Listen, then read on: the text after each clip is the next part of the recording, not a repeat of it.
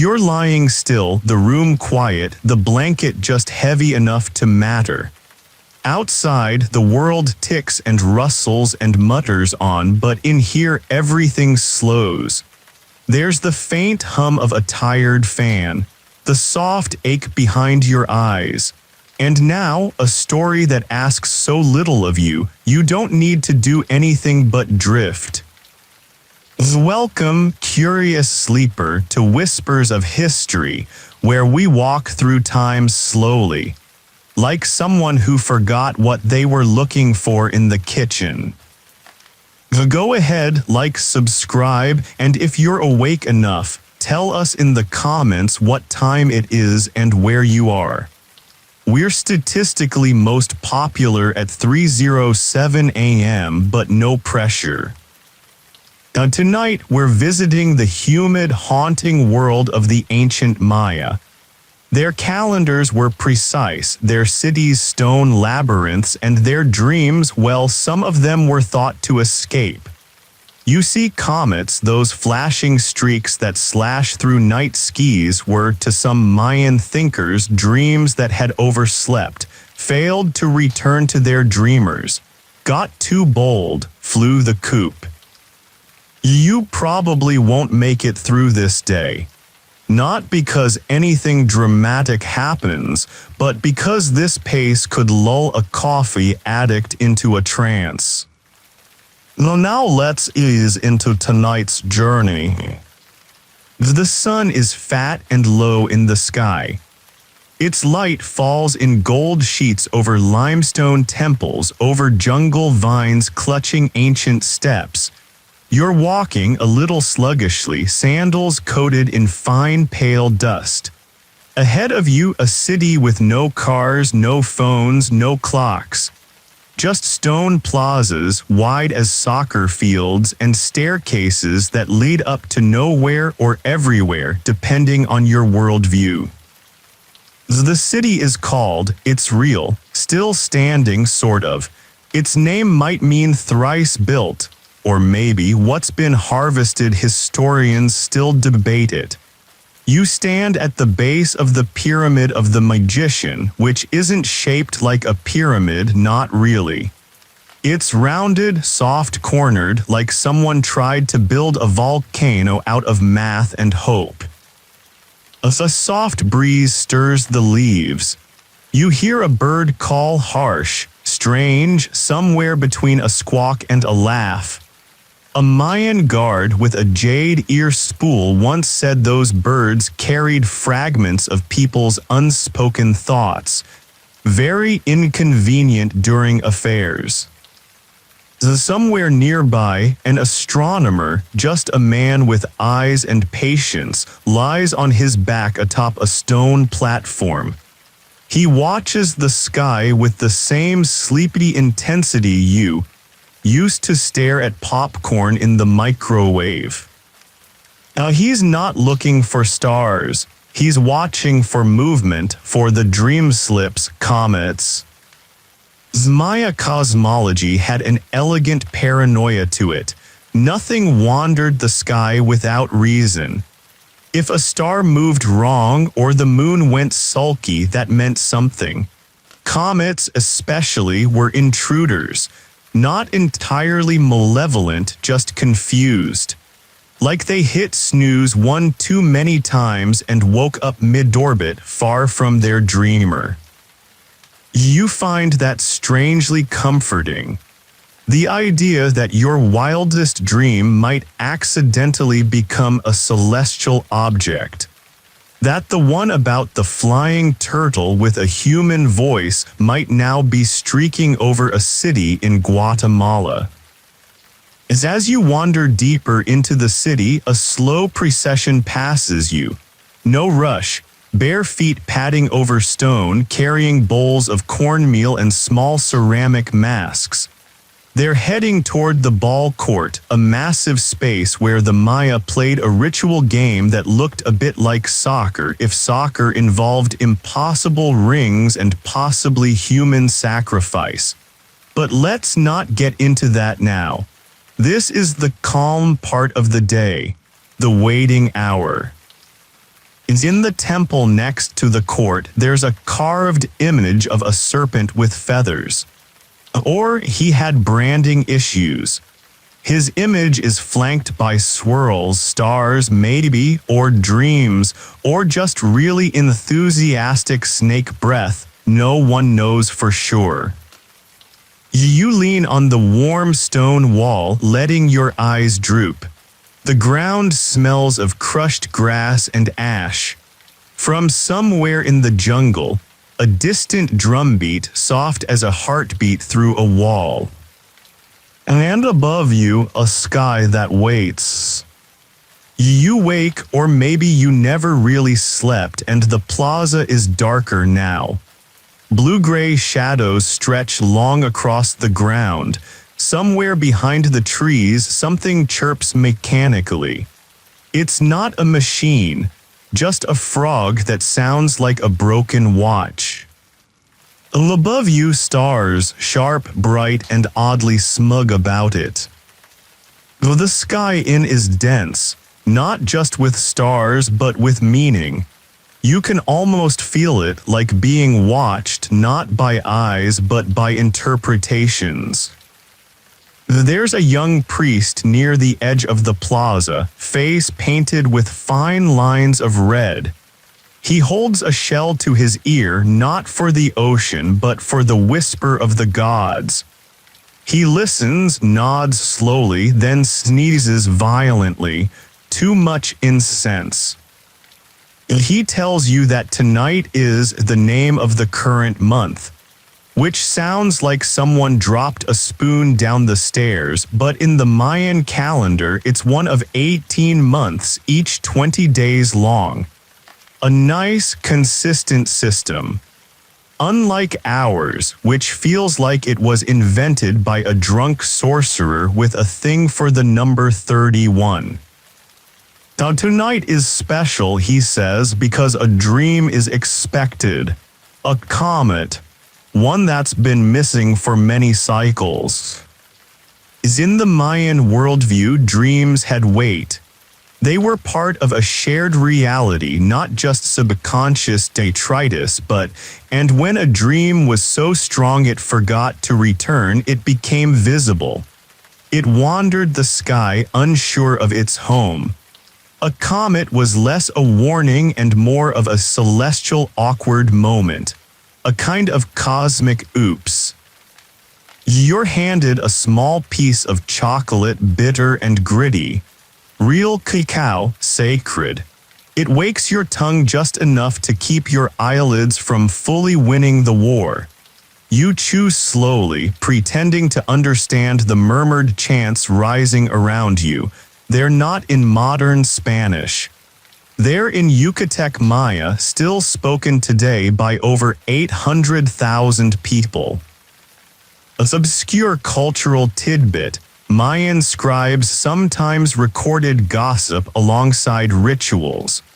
One scratched note literally translates to, "The potter's son was late again. He blames the wind."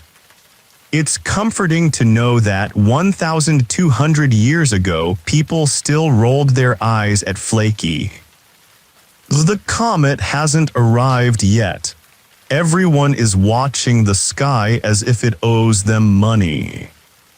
You tilt your head back, spine curling against the curved stare of a crumbling ziggurat. The stone is still warm from the sun. You wonder who else lined here. A mother, a scribe, a sleepy king who needed a moment to escape a particularly boring council meeting. As a soft voice near you remarks, "It's probably just a meteor, you know. A traveler like you, maybe a time tourist, or just someone with a healthy skepticism. But you don't correct them. After all, meteors are just comets that got too friendly with gravity." Suddenly, gasps ripple through the crowd. A pale streak rips across the sky, brief then gone, not exactly dramatic, more like a celestial shrug. Still, people sigh in awe. One woman weeps gently, muttering thanks to a deity with too many syllables for your tired brain to hold. The priest smiles at you, his teeth very white in the starlight. Another dream returned, he says, as if this happens all the time. Historians still debate whether this belief in dream comets was widespread or fringe. Some think it was poetic metaphor. Others think it was ritual science.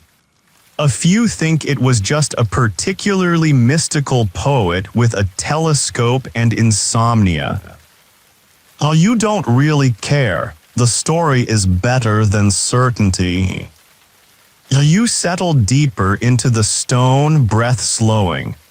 Somewhere a flute begins to play, righty, meandering like a bird deciding what mood it's in. And above you, the sky begins to whisper. The stars are brighter now, or maybe your eyes have adjusted to the dark. Either way, you can see things you couldn't before, tiny clusters of glittering light, long arching paths across the dome of the sky, a stillness that almost hums. It's the kind of sky that makes you feel like you're lying on the bottom of a very deep lake staring up. You're not alone.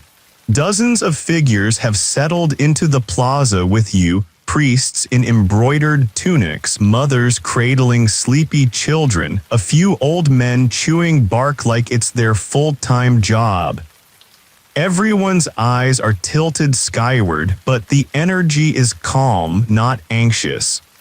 They're not waiting for a sign so much as expecting a conversation to resume. Somewhere nearby, someone coughs. Another person sneezes loudly. Reverence is real, but so are allergies. Some man next to you holds a codex, an accordion-folded book made from bark paper smeared with red, black, and blue ink. He's not reading it, he's holding it like someone holds a cup of coffee they're not drinking. It's a book of the stars, of days and counts and long cycles so precise that modern mathematicians still squint at them in admiration. The Maya tracked Venus's movements with an accuracy that should not have been possible for a people without metal telescopes or Wi-Fi. But here we are. One historical fact worth noting: while the ancient Maya had a 365-day solar calendar, they also used a 260-day ritual calendar called the N, which interlocked like gears with the solar one to form a 52-year century. It's like their timekeeping came with bonus features we haven't figured out yet. Makes your wall calendar look a bit underachieving. Tonight's date, according to the Codex Man, is 10N7N. This doesn't mean much to you, but he says it's a good night for returning things.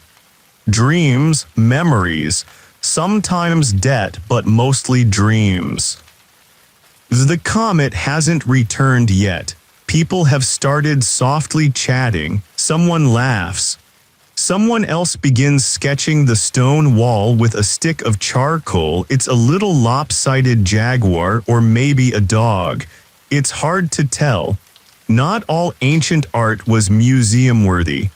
A comforting thought if you've ever struggled with drawing hands. You rise and walk slowly toward the edge of the plaza, through a stone archway covered in moss. Past it, a long and elevated white road leads into the jungle.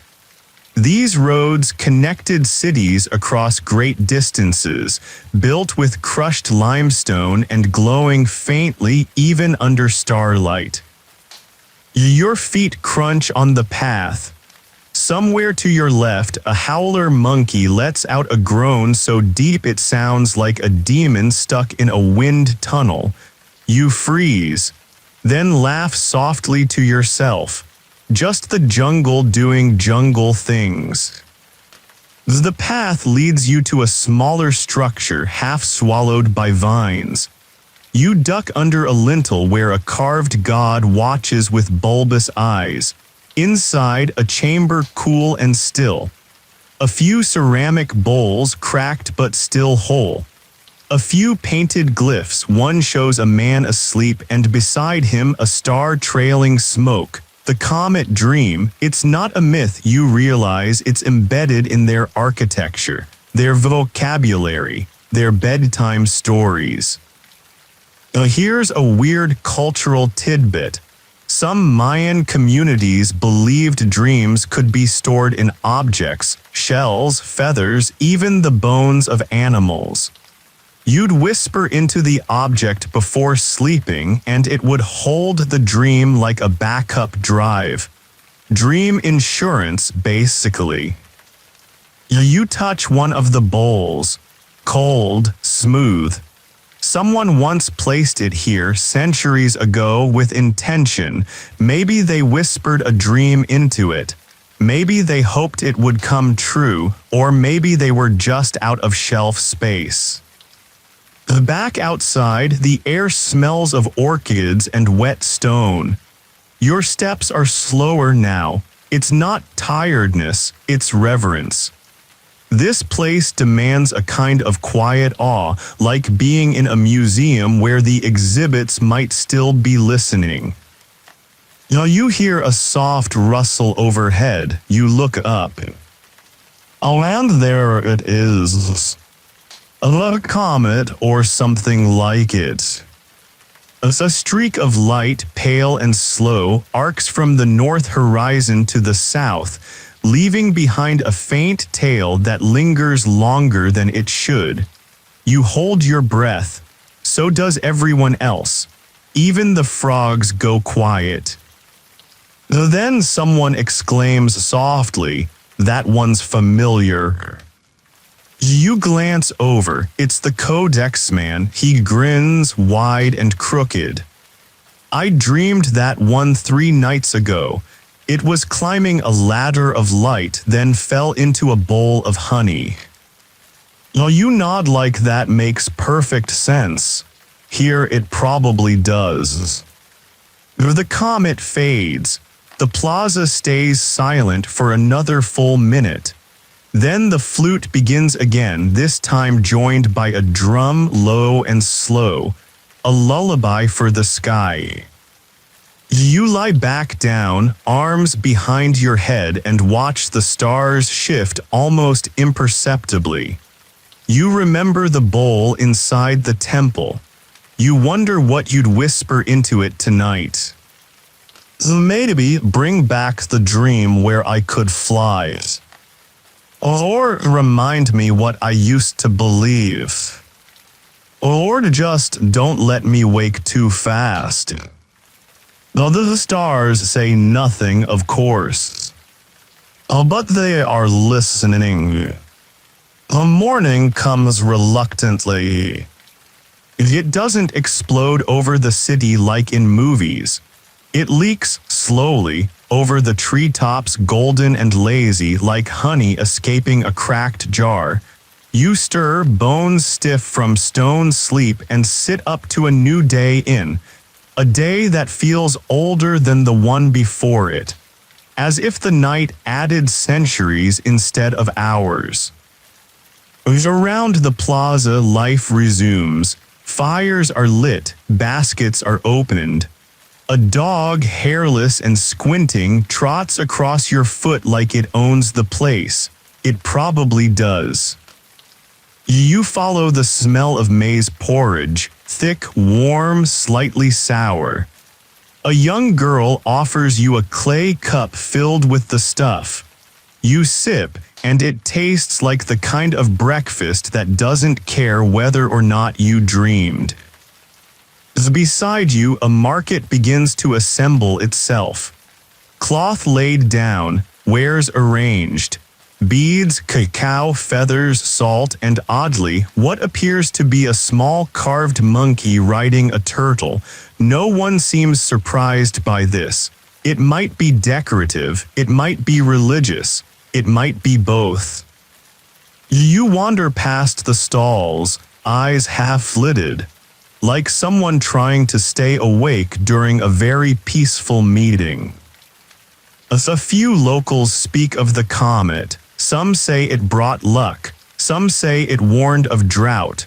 One man says it looks like his dead uncle's spirit finally decided to check in. No one agrees, but no one argues. Interpretation is a communal sport. Here's your historical fact of the morning. The Maya didn't just observe the sky, they structured their entire civilization around it. Temples were aligned to solstices, equinoxes, and celestial events. The temple was built so that during the equinox a shadow serpent slithers down the staircase. It's not a coincidence. It's geometry with a side of drama. A small boy approaches you with a bundle of dried flowers. He places one behind your ear and runs off without explanation. It smells like cinnamon and wet grass. You let it stay. Though there's a scholar seated beneath a tree, fingers stained with ink. She's copying glyphs from a crumbling stele. You ask her about the comet, she shrugs.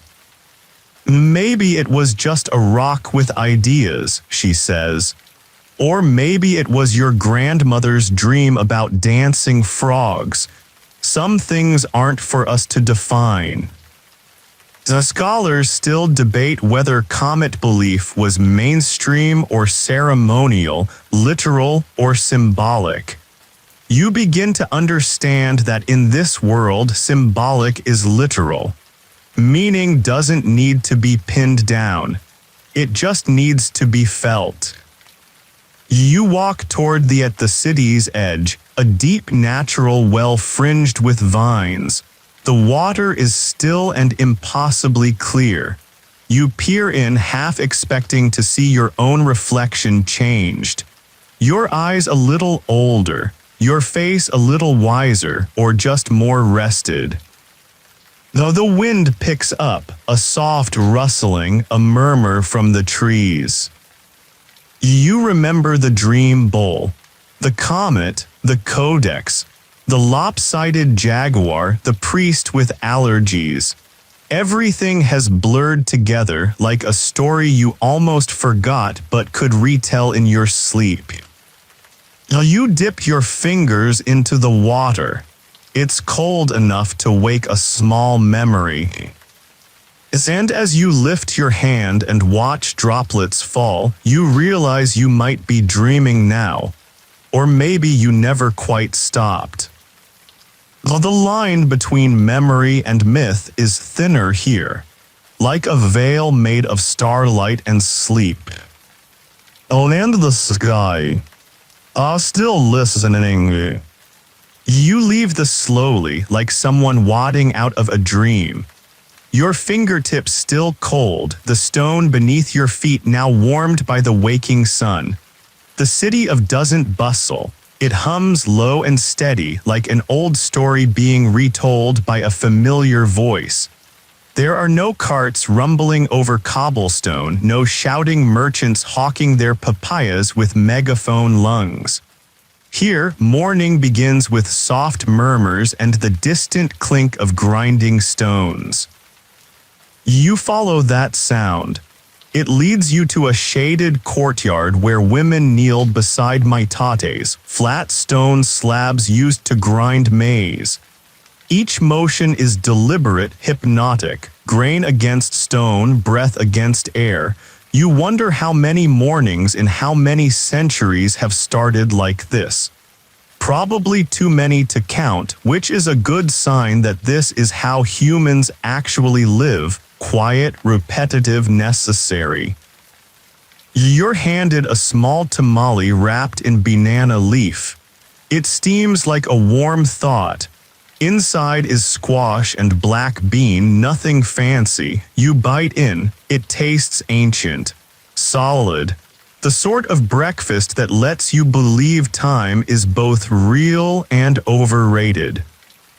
Nearby, a group of children draw shapes in the dirt. One sketches what looks suspiciously like last night's comet. Another insists it was a snake. A third offers the bold interpretation. It was a glowing sky cat chasing its tail. The others nod solemnly. This explanation offends no one. You notice on the edge of one wall a crumbling frieze of carved glyphs and animals, jaguars, birds, celestial spirals. Your eyes find a set of interlocking dots and bars, numbers. The Maya had a base 20 numeral system which included a symbol for 0 centuries before most of the world caught on.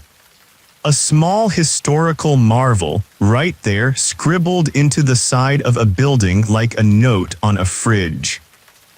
Some scholars believe the 0 symbol originated around 36 BCE. Others argue it might be even older.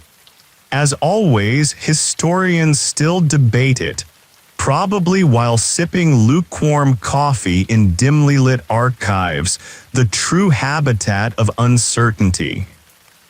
So someone nearby sees you staring at the glyphs and says, "They say when a dream forgets its way home, it leaves behind a number." Then she walks away as if that clarified everything. Later that morning, you find yourself beneath the Temple of the Turtles. It's not large or famous, but it has a roofline carved with dozens of stoic little turtles, each looking vaguely unimpressed. Turtles were symbols of earth and patience. They were believed to carry the world on their backs, a good model for Mondays. The temple is quiet. Inside, a faint echo greets your steps. You run your fingers along a seam in the wall where stone meets stone without mortar, so tight not even a sheet of paper could pass between. The Maya were architectural poets. Their cities weren't just functional, they were conversations with the universe. Every alignment, every echo, every carved lintel had a reason, or at least a really poetic excuse. You sit in the shade, back against a column, watching the world move slowly. A leaf falls, a lizard scurries, time passes. A man joins you, he's a guide or was, maybe still is. He speaks quietly as if the stone has ears. "My grandfather said comets are reminders," he tells you. "They sweep across the sky to tell us not to forget. Our dreams, our ancestors, our promises." "Well, what if we do forget?" you ask. He shrugs, then another comet comes, louder. He offers you a sip from a gourd, a traditional Mayan fermented drink made from the bark of a tree and honey. It tastes like rainwater that's been taking notes from tree sap. Slightly sweet, vaguely medicinal, like something a grandmother would insist fixes the soul. You drink it anyway. The guide tells you that in some Mayan legends, helped the dead cross into the next world. But if someone drank it during the wrong moon phase, it could cause overly vivid dreams, ones that escaped and became stars. A obscure cultural tidbit.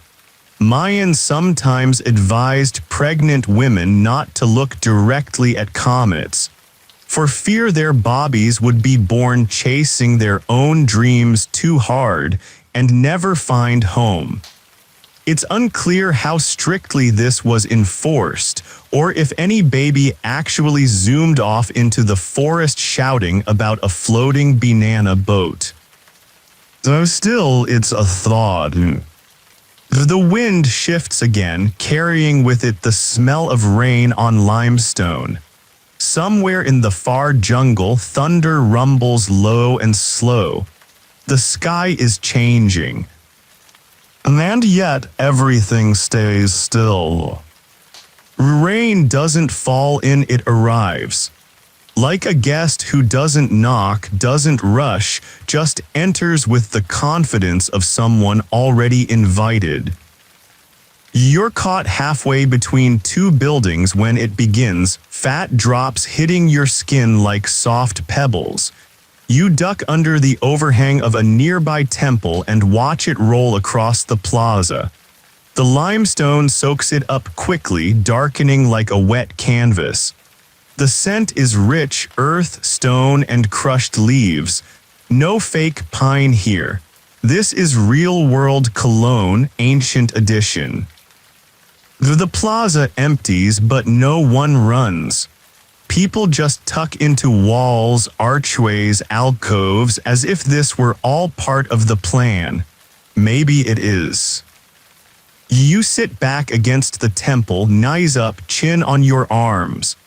The rain drums on the stone above your head, a slow, rhythmic lullaby. This is how time works here, not by ticking clocks or scheduled alarms, but by patterns. Rains come, rains go, dreams arrive, dreams return. The Maya didn't measure minutes, they observed cycles, nature's routines. The quiet kind of authority. You watch the water carve tiny rivers between the plaza stones. A stray leaf spins like it's dancing. For a moment, you wonder if the leaf has a memory of the tree it once belonged to, if it dreams of stillness.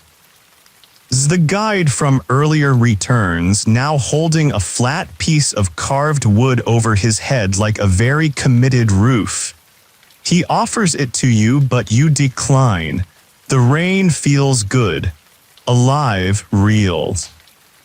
He smiles and sits beside you anyway, pulls from his satchel a small polished stone etched with a glyph that looks like a star.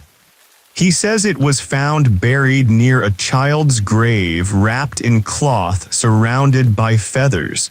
He believes the stone was meant to hold a dream, a particularly beloved one.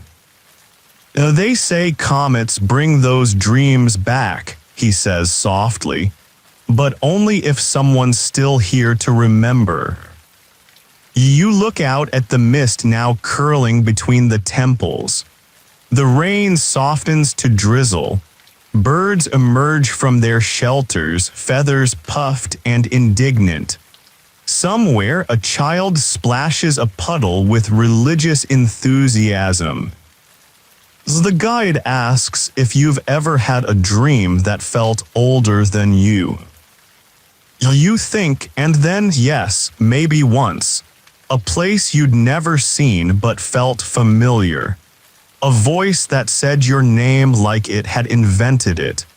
The kind of dream that made the waking world feel like a rerun. He nods like that's the answer he expected, then pulls a bundle from his bag, a folded piece of cloth embroidered with stars. You should keep dreaming here, he says. The city remembers. You wrap the cloth around your shoulders. It smells faintly of smoke and citrus and something very old, like stories whispered before writing was invented. Rain slows, the plaza gleams. The turtles on the temple roof still look unimpressed. As you rise, your foot brushes against a stone fragment. You pick it up, it's chipped, mossy, useless by most standards. But etched faintly into one side is a glyph you now recognize, Night Sky Messenger. You tuck it into your pockets. Keep sake. Dream anchors.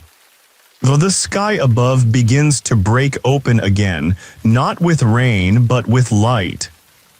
Shafts of sun cut through the mist, illuminating the stone paths, the staircases, the platforms. Now the city doesn't wake so much as breathe in. A slow inhale, a stretch. Another day, same dream.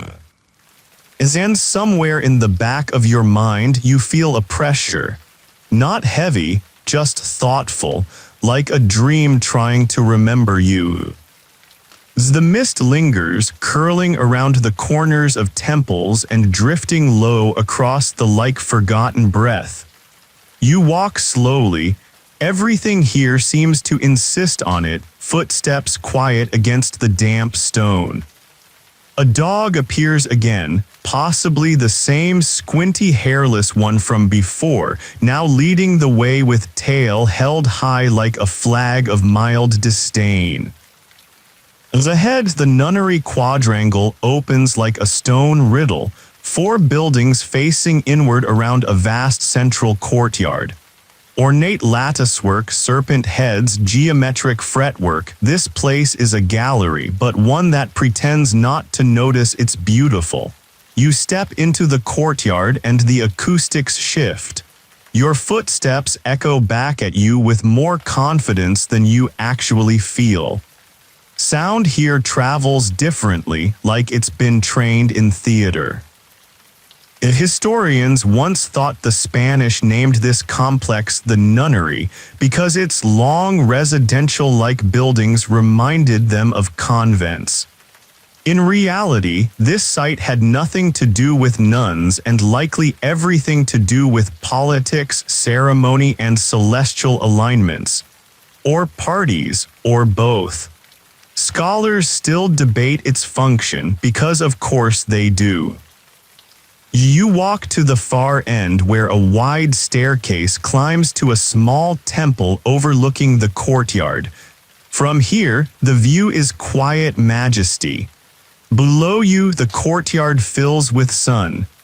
Shadows move slowly like giant sundials carved from air. The guide from before has vanished, or maybe he was never really there. Either way, you're alone again, or alone-ish. This city never really empties out. The air still carries voices, even if they aren't speaking now. You turn slowly in place and notice something on the far wall. A face carved into stone, its features stern, rectangular, and slightly off-center. The mouth is curled just enough to suggest someone annoyed by bad storytelling, or possibly humidity. As you lean in closer, you see the glyphs surrounding it, strange curls, hooks, and stacked eyes. One symbol you recognize from your newly growing vocabulary, meaning sun. The rest remains mystery, like a paragraph translated halfway through a nap. And then another whisper of thunder, far off this time, like the gods clearing their throats politely. In the pre-Columbian world, weather wasn't just inconvenient, it was performance. Lightning was the gods having opinions. Comets were dreams escaping their assigned seating. And rain was either mercy or memory, sometimes both. You feel a soft presence beside you, an older woman in a robe the color of dusk. She doesn't speak, just looks out across the courtyard with eyes that have seen centuries. I dreamed of this once, she murmurs almost to herself. Before it was ruined, before it was remembered. You ask her what it meant. She shrugs, it meant I was part of it once, or wanted to be. You sit together for a while watching clouds drift. Somewhere below, a flute begins again. A new melody, or maybe the same one just lazier. Eventually she rises and leaves. You don't hear her footsteps. You descend the steps slowly and find yourself at a stone basin, dry now but clearly important. Once perhaps it held water for rituals, or it collected rain, or it held reflections of stars so the priests could read the future. Or maybe it was just a fancy bird bath. No one's quite sure. An obscure cultural tidbit. Some Mayan astronomer priests would observe planets by staring into bowls of still water. The reflections were considered clearer than direct sight, less corruptible somehow. Mirrors for the soul of the sky. You try it now. Fill the basin with the leftover rain from your water pouch and peer in. No stars. Not just your face, older now somehow, or maybe just more curious. You reach up and touch your cheek, like checking your own gravity. The city stretches, stone and silence blooming in the afternoon warmth. You walk again past broken doorways through shaded passageways that still smell of burned incense and beeswax. The past clings here, but not in a heavy way. It's not trying to impress you, it just exists. Like a very old house where the furniture rearranges itself when you're not looking. You find yourself at the ball court finally. Every Mayan city had one. This one's no different. 2 long sloping walls, stone rings perched high above your head, and an energy that's hard to name. Not sacred exactly, not casual either. A kind of ceremonial tension, like a boardroom where people also sometimes exploded. The game played here was called tar depending on the region. The rules are fuzzy. The goal was to keep a rubber ball in play using only hips, thighs, and elbows. Hands and feet, forbidden. Logic, optional. Style, mandatory. You look up at one of the stone rings. It's barely wide enough for a ball the size of a cantaloupe. The idea of hitting a ball through that thing using your hip is, well, it's heroic. Or ridiculous, probably both. You sit on a nearby stone bench and imagine the scene. Painted players, rhythmic drums, a crowd gathered, the ball bouncing, players colliding in a dignified sort of chaos. And somewhere nearby, a priest watching the skis, waiting to see if any dreams decide to interrupt the match. Here's your major historical fact for the section. Archaeologists have found ball courts with markers suggesting not just sporting events but cosmological reenactments. Some scholars argue the game symbolized the battle between light and darkness, sun and moon, life and death. The players weren't just athletes. They were stand-ins for cosmic forces. A lot of pressure for a Tuesday game. The scholars still debate whether the losing team or winning team was sacrificed. The truth is probably more complicated. It usually is, and less dramatic. Ancient cultures were human before they were symbolic. You lean back against the stone and look up. The sky has cleared. A few wisps of cloud float like lazy thoughts. You imagine the game again, this time with a comet trailing across the sky mid-match, turning everything sacred or silly. And now the weird cultural detail of the hour.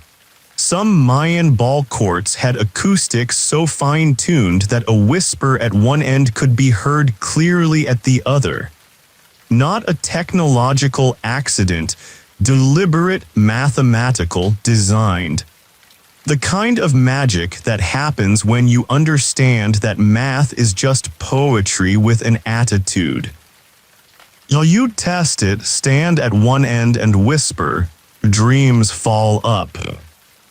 No echo. But the air feels different. You wander to the temple next to the court. Inside, faded murals show gods with curling smoke coming from their mouths, eyes shaped like stars, bones wrapped in light. One god holds a ball of fire. Another holds a sleeping child. You wonder if they're the same god, just on different shifts. A boy runs past the doorway laughing. He kicks a rock with surprising grace. It misses the stone ring by a mile, but no one seems to care.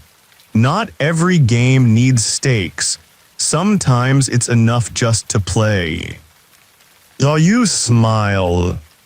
The city has quieted again, easing into that slow golden hour when light feels syrupy and everything looks like a memory. You sit on the edge of the court and let your head tilt back. The stone behind you is warm. Your limbs feel heavier now, not tired, just full of stillness. You think about the comets. You think about the face carved into the wall, smirking like it knew this would happen. You think about your own dreams. Some you remember, some you've probably mistaken for old weather reports.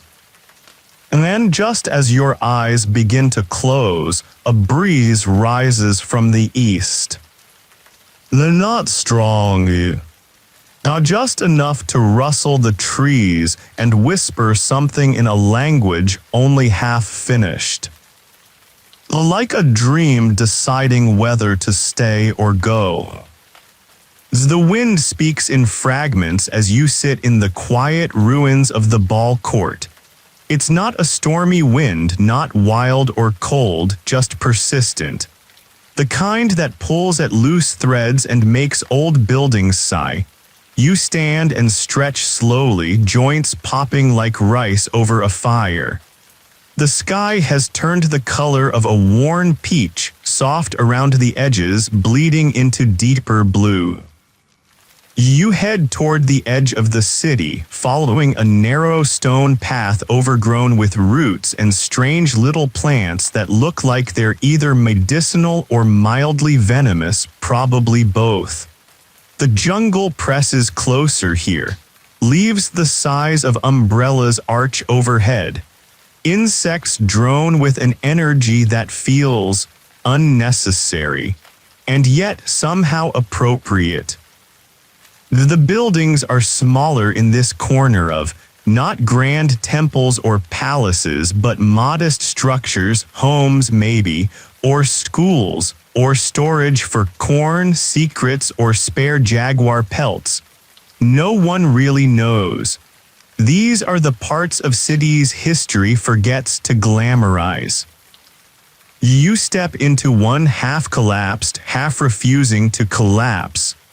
Inside, it's cool and musty with low shelves carved directly into the walls. One of them holds a single bowl still upright after 1,000 years, as if time was afraid to tip it. You don't touch it. It doesn't feel like a museum artifact. It feels like something that still belongs to someone. The floor here is etched with faint patterns, spirals, dots, lines like ladder rungs. Some are probably maps. Others might be prayers or doodles or both. Humans tend to multitask even when being sacred. You sit for a while, letting your breath match the rhythm of the jungle. Somewhere nearby, a cicada starts its long-winded opinion piece. In the distance, a bird calls once, clear and lonely, and doesn't call again. Your mind wanders to the Mayan priests who may have lived in places like this. People who rose before sunrise to mark stars on bark paper, who listened for gods in wind patterns, who took their dreams as seriously as accountants take audits. They didn't just have dreams. They recorded them, traded them, interpreted them. An obscure cultural tidbit. Some Maya believed dreams could be borrowed. A person who had no dreams of their own could visit a shaman and be loaned one for guidance. There were even herbs that encouraged dream sharing, though side effects may have included intense visions of animals wearing people's faces. You know the usual. While the air in this room shifts, not in temperature, as in the memory. It's as if you've entered someone else's unfinished thought. Like the room itself has paused mid-dream and is waiting for you to add the ending. You whisper aloud, "I think I've been here before." You haven't, not in any way that maps would recognize. But still, as outside the shadows grow longer. They stretch like cats at the end of a nap, unhurried, entitled. You step back into the light, blinking at the sudden gold glare of late afternoon. At the edge of the forest, you spot a small stone tower barely taller than you. On top is a flat platform, empty except for a bowl of what appears to be salt and a single feather, blue, iridescent, far too clean to be 1,000 years old. You climb the few steps, not entirely sure why, just that it feels invited. All you said, and wait. Minutes pass, maybe more. A mosquito floats by with clear villain intentions. You wave it away, half ceremonial now. And then the light changes. The jungle quiets. The faint shimmer crosses the sky, not a comet this time, not obvious, just a streak. A whisper, like something remembering how to move through the dark. A man's voice near you says, "That one not lost, just distracted." All you turns, no one's there. You laugh softly. This happens here. The jungle returns to noise gradually, as if remembering it had an appointment. The path before you is now dotted with puddles from the earlier rain. You begin walking again down toward the sacred reservoir. Another, this one wider, quieter, edged with carved stones bearing faces that stare into the water like they're watching themselves dream. The walk is slow, partly because the stones are slippery, partly because the silence insists on it. You arrive just as the last rays of the sun touch the water. It glows gold for a moment, then turns flat and silver. The change is immediate and absolute, like a coin flipping over. You sit on a smooth stone shelf near the edge. The air smells like damp earth, mineral-rich and thick. You exhale. It's the longest breath you've taken all day.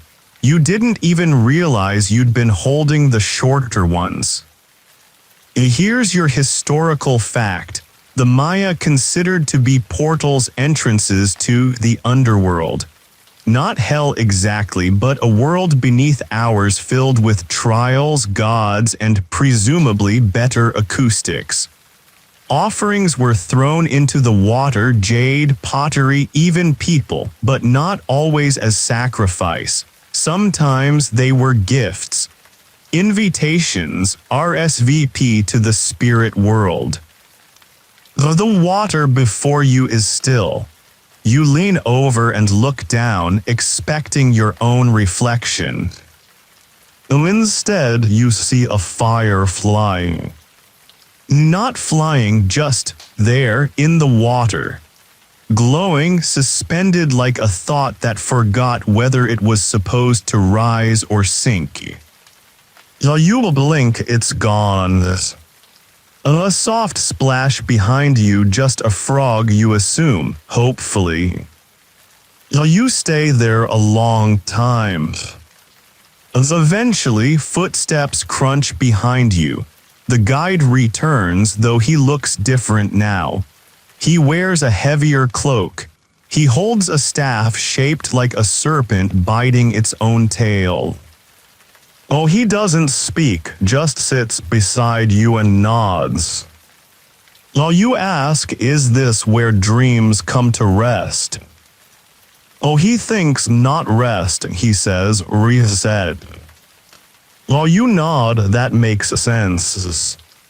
He tells you a story about a child who dreamed of a comet every night for a year. The comet grew longer each night, brighter, faster, until it leapt from the dream and into the sky, leaving the child behind, eyes glowing, unable to speak for days.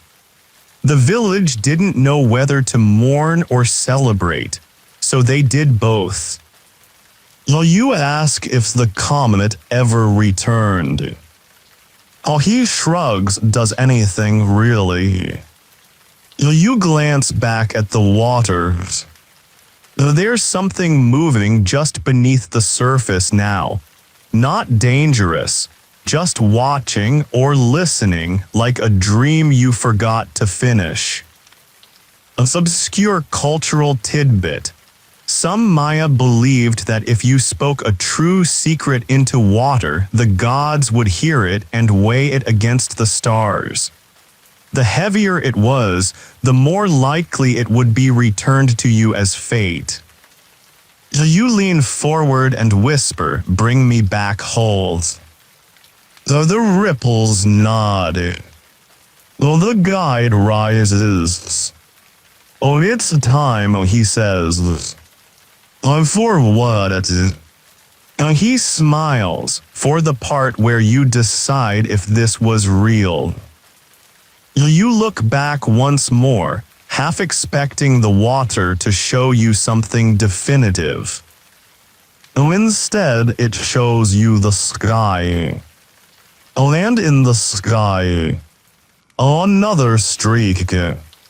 This one's slower. Like a dream that remembered to take its time.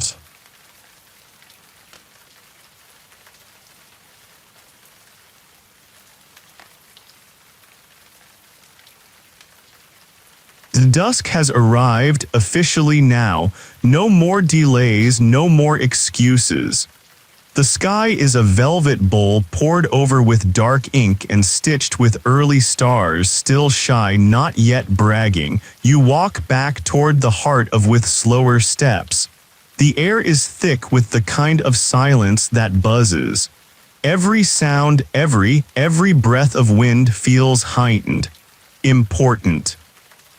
The torchlights begin to bloom across the plaza like scattered campfires in the memory of the city. A few people gather near the temple of the magician again, its towering elliptical sides now glowing orange at the base and vanishing into the black. You recognize some faces. The codex man, the little girl with the tamale, the old woman from the courtyard, each moving through this dream like seasoned residents. You're the visitor, but they don't treat you like one. As a priest in a feathered cape, not showy, just quietly shimmering, steps forward and places a small conch shell in the center of the stone circle. He bends low, blows into it, and the sound is haunting. Low, deep. A sound that seems to rise from the earth, not from breath. Like the bones of the city itself have cleared their throat. The people around you close their eyes, so you do too. And then you feel it. The ground doesn't move. but it remembers movement, a subtle pulse like someone knocking politely at the bottom of your spine, a thrum steady, gentle like the heartbeat of stone. You open your eyes again and the stars have while you were away. The sky is full like a book left open. Now here's your historical fact. The Maya believed in cycles of creation and destruction. Not one world, but many, layered and stacked like notes in a song. According to the gods had tried a few versions of humans before getting it right: mud people, wood people, and finally corn people. We are, in this version, the successful recipe. Slightly flaky, a little starchy, but dependable. A obscure cultural tidbit. In certain Mayan communities, it was said that if you dreamed of eating raw corn, it meant you were being watched by your ancestors. If the corn was roasted, they approved of your choices. If the corn spoke to you, well, then it was probably time to wake up. The ceremony continues. The priest lights a small fire and tosses in crushed copal resin. The smoke that rises is not your average backyard barbecue puff. It curls with intention, shapes that almost form glyphs in midair before fatting. You squint and for a moment you see what looks like a jaguar curled into a spiral. Then it's gone, replaced by nothing but warm scent and drifting thought. So someone begins to drum. Not fast, not loud, just one beat. Then a pause, then another. The kind of rhythms that lets you breathe in time with it. You sit down on the cool stone, legs folded, palms resting on your knees. You don't remember deciding to do that, but it feels right. The stars above you blink without urgency. You start to wonder how much time has passed, an hour, a night, a week. So you look up, and there it is again. So the comet. Only now you're not just seeing it, you're recognizing it. The arc, the brightness, the shape of its tail, it's not dramatic, it's not even fast, it simply is. Like someone walking back into a room with no explanation. Though the Codex man exhales beside you. That one's mine, he whispers. Though the little girl claps once softly, then wraps her arms around her knees. The firelight reflects in her eyes like twin stars. You watch the comet drift and you think, this is what returning feels like. You think of all your unfinished dreams, half-baked, misfiled, lost behind bills and routines and rush hours. You think I could send them here. Maybe I already did.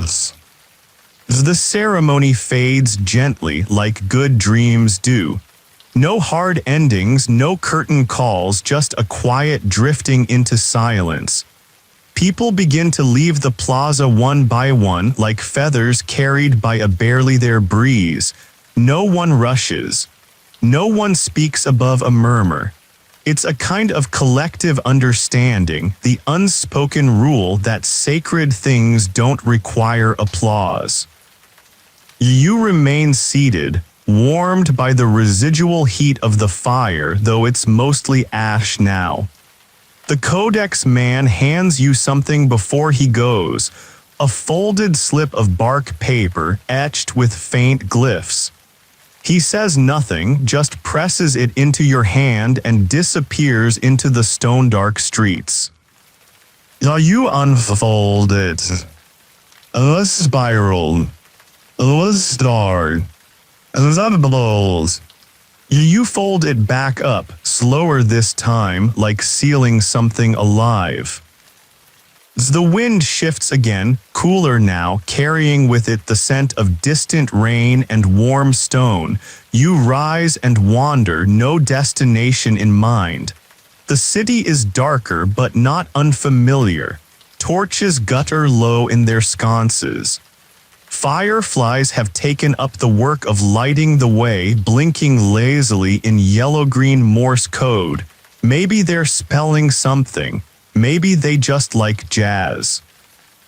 You turn a corner and find yourself in front of a new building, low, flat, and wide, with a mural half erased by centuries of erosion.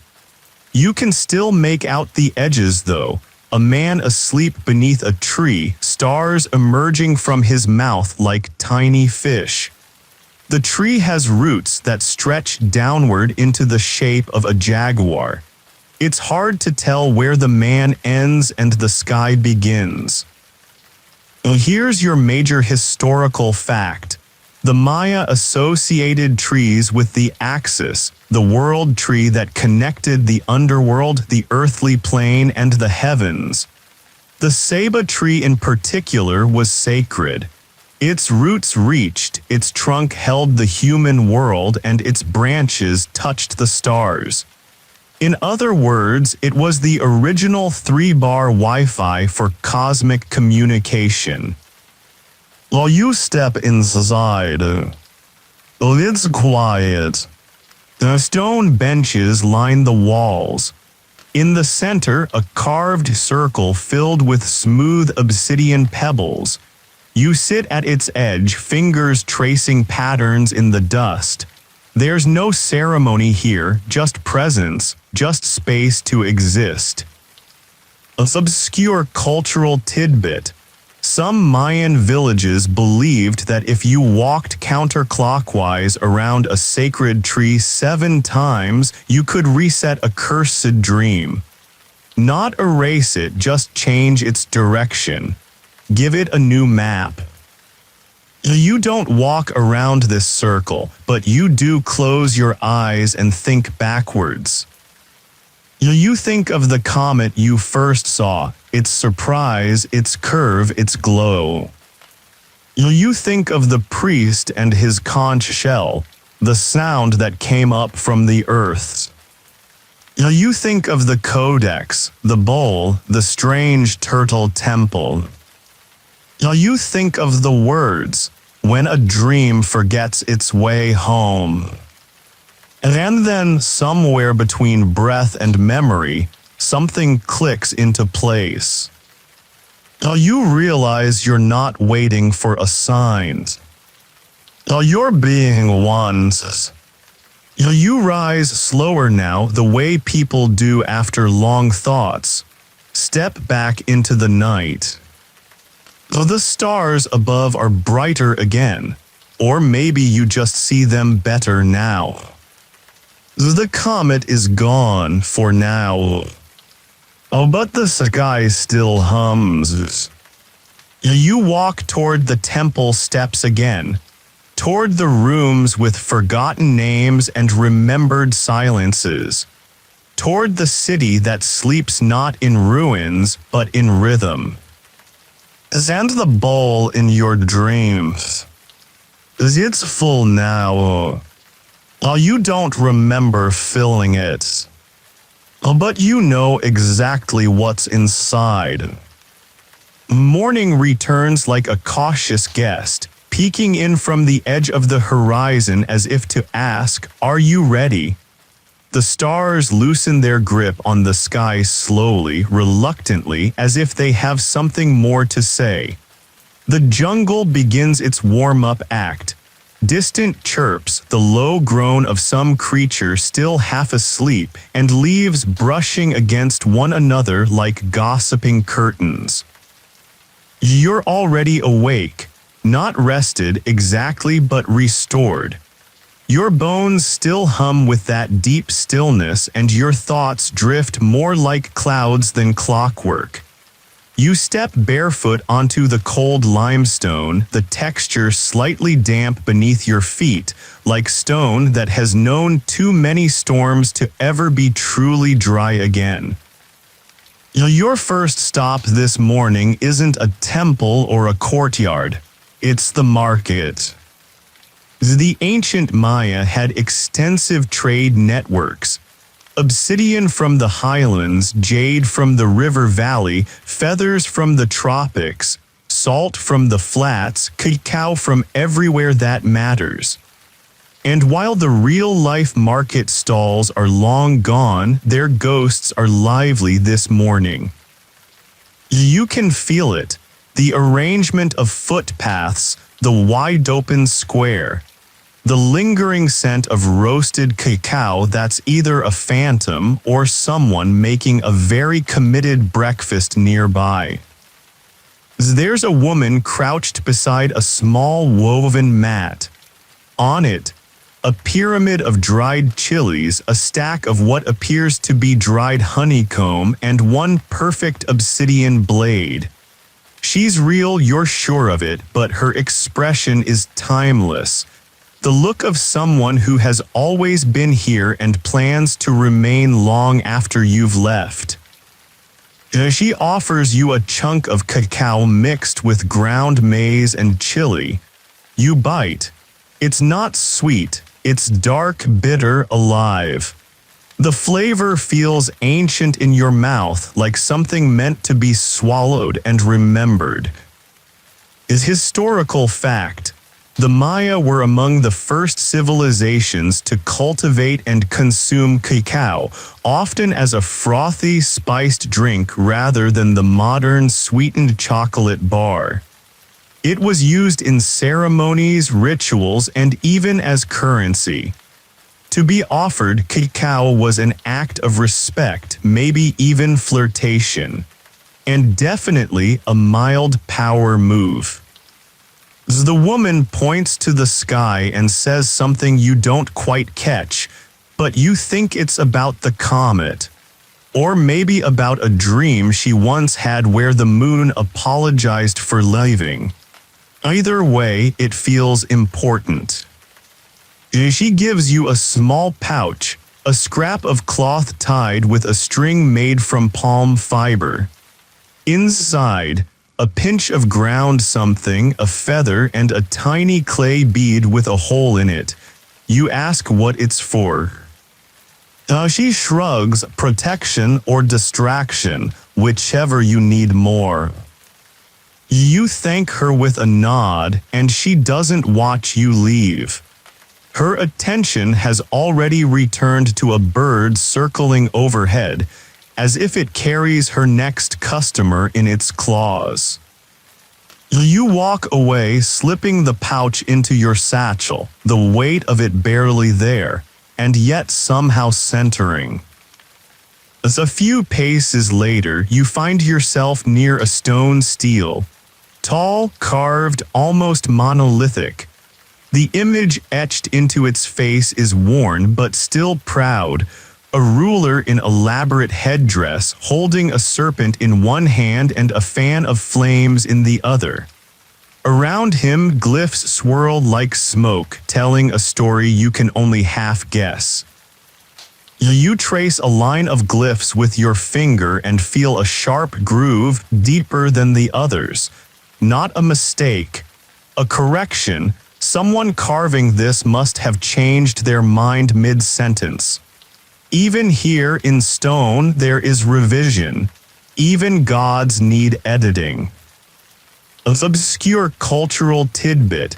In some Mayan myths, the gods were artists and creation was their rough draft. Some believed the stars themselves were brushstrokes from a giant celestial painting. Each new comet, a signature in the margin. As a child runs past you suddenly, barefoot and giggling. He's chasing a dog, or maybe a dream disguised as a dog. You're not entirely sure anymore where the metaphor ends and the wildlife begins. You follow them, you don't have a reason. You just trust that wherever they're headed, the story hasn't finished telling itself yet. You end up at the base of a smaller pyramid, less imposing than the others but somehow more intimate. Its steps are uneven, chipped from centuries of use and indifference. You climb them slowly, each step a soft reminder that time is allowed to wear things down without apology. As at the top, the view opens up. Treetops stretch toward a horizon still painted in shades of gold and lavender. The sky is a slowly exhaling lung.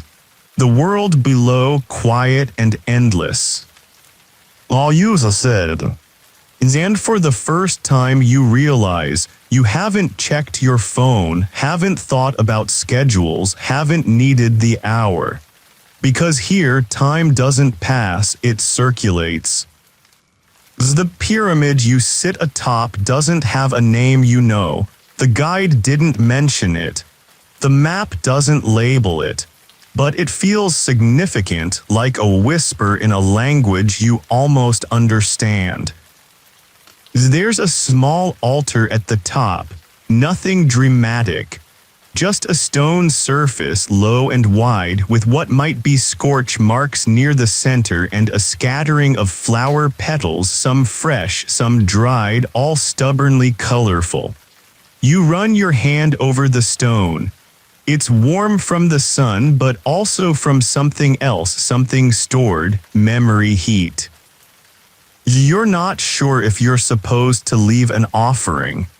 But your hand goes to your satchel anyway, and you pull out the tiny obsidian shard you picked up was it days ago near the turtle temple?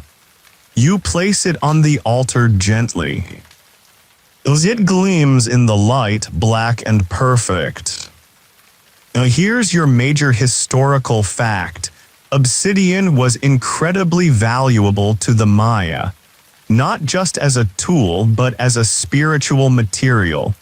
Sharp enough to cut flesh cleanly, beautiful enough to be used in mirrors, sacred enough to appear in rituals. Some believed it could pierce the veil between worlds. A tool for both seeing and unseeing. You sit back on your heels, watching the shard as if it might speak. And then a sound. Not thunder this time. A little laugh. You glance over your shoulder. A group of elders is seated beneath a tree just off the pyramid's base. They're telling jokes from the cadence. The punchlines arrive with snorts, wheezes, slaps to thighs. You can't make out the words, but the music of their humor is unmistakable. You smile. The Maya were never just about blood and stars and prophecy. They also had humor, stories, games, teasing gods, trickster spirits, bawdy fables passed around during long nights. People forget that part. They always want the doom. The glory, the sacrifice. They forget these were people who loved puns. A obscure cultural tidbit. Some Mayan city-states even had comedic performers, jesters or clowns called, who wore animal masks and mocked authority, including kings. They were tolerated, even welcomed in ceremonies. Imagine cracking wise about your ruler's haircut in front of the gods and being rewarded with more tamales. The obsidian shard glints one more time before settling into stillness. You leave it behind. That's the point of offerings. You give something not to get it back, but to become lighter. You descend the pyramid slowly, knees complaining now, but the rest of you feels clearer. You reach the bottom and find the trail leading back toward the outer wall of the city, where the jungle resumes its dominion. The air thickens again with that leafy hush, and you follow the path with an instinct that isn't quite yours anymore. And then you hear a sound that stops you cold. Flute music. I not knew. The same melody. That sleepy song from your first night here. It's coming from a clearing just ahead. You step forward, careful not to break the spell. And there she is, the flutist. The same woman from before, wrapped in that midnight shawl. She plays with her eyes closed, body swaying gently, toes brushing the dirt. The music loops, repeats, forgets itself, and remembers again. You sit on a log nearby, careful not to disturb. The song continues. And then this time you realize it isn't for the sky. It's for the dreams still circling above, waiting for someone to listen long enough to land.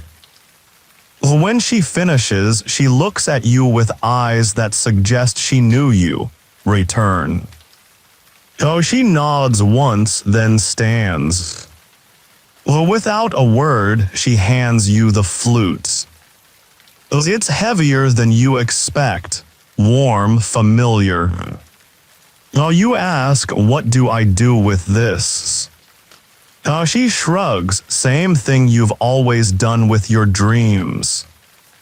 And then she's gone.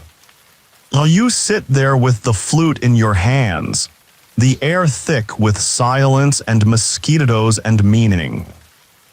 And in the distance, barely audible, a low, slow sound begins again. The echo of a comet still circling. A dream still returning. You sit with the flute in your hands for a long time, longer than necessary, but not longer than right. The weight of it feels disproportionate. It's carved from dark wood, smooth in some places, rough in others, as if whoever made it didn't sand away the story. Along its side, shallow notches form a spiraling line, ending in a crescent shape near the mouthpiece. You don't know how to play the flute. But apparently that's not the point. You raise it to your lips and blow gently. Nothing happens at first but a hollow hiss, the sound of a hesitant breeze passing through an ancient hallway. Then a tone, low, uncertain, like a note that woke up late. You try again. Another tone, higher this time, a little steadier, still flawed, still human. So somewhere in the jungle, a bird calls back. You're not sure whether it's mimicking you, mocking you, or responding. Maybe all three. Nature tends to multitask. You smile and try again. And this time, the note lingers. Major historical fact. Mayan flutes weren't just instruments, they were vessels of communication. Priests, hunters, and even astronomers used flutes not only for music but for signaling, for prayers, and for dreaming. Certain flutes were carved with specific patterns believed to summon rain, memory, or calm. Music wasn't entertainment, it was invitation. You walk as you play, following a trail that curves between trees thick with moss and vines. The notes become a rhythm, not a song exactly, more like a conversation without grammar. You come to a small stream. The water is clear, shallow, running over smooth stones that look polished by 1,000 years of doing absolutely nothing wrong. You sit by the edge and trail your fingers through the current. Something glimmers beneath the surface. Not a coin, not a fish. As a small round mirror, obsidian maybe, or something pretending to be, you pick it up and stare into it. Your face returns the stare. But there's something else behind your shoulder. A woman's. Old, tall, dressed in white linen and strands of jade. All you turns. I know one's. A classic mirror trick. Still, your heart ticks a little faster. The jungle leans closer, listening. A obscure cultural tidbit. In some Maya communities, mirrors weren't for vanity but for vision. To stare into a black mirror was to look to see ancestors, gods, or one's own future reflection returning from a dream not yet dreamt. The braver you were, the longer you looked. You try to look longer, but the face in the mirror begins to shimmer, edges blurring into static. You set it down gently on a stone, like returning alone. Across the stream there's a staircase. Narrow, overgrown, leading up into what looks like nothing.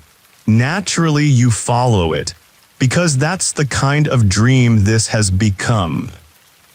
The climb is steep. The trees grow stranger, more gnarled, more floral, more awake.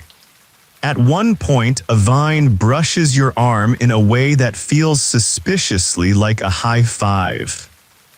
And then you reach the top. It's not a temple. It's not even a ruin. It's a circle of stones, low and flat, surrounding a single standing figure. A statue carved from wood, arms open, face upturned, mouth slightly open in a smile that's just short of mischievous. A trickster god maybe, or a dreamer caught mid-laugh. At its base, offerings tiny ones. Kernels of corn, feathers, shards of pottery, buttons, a half-melted crayon.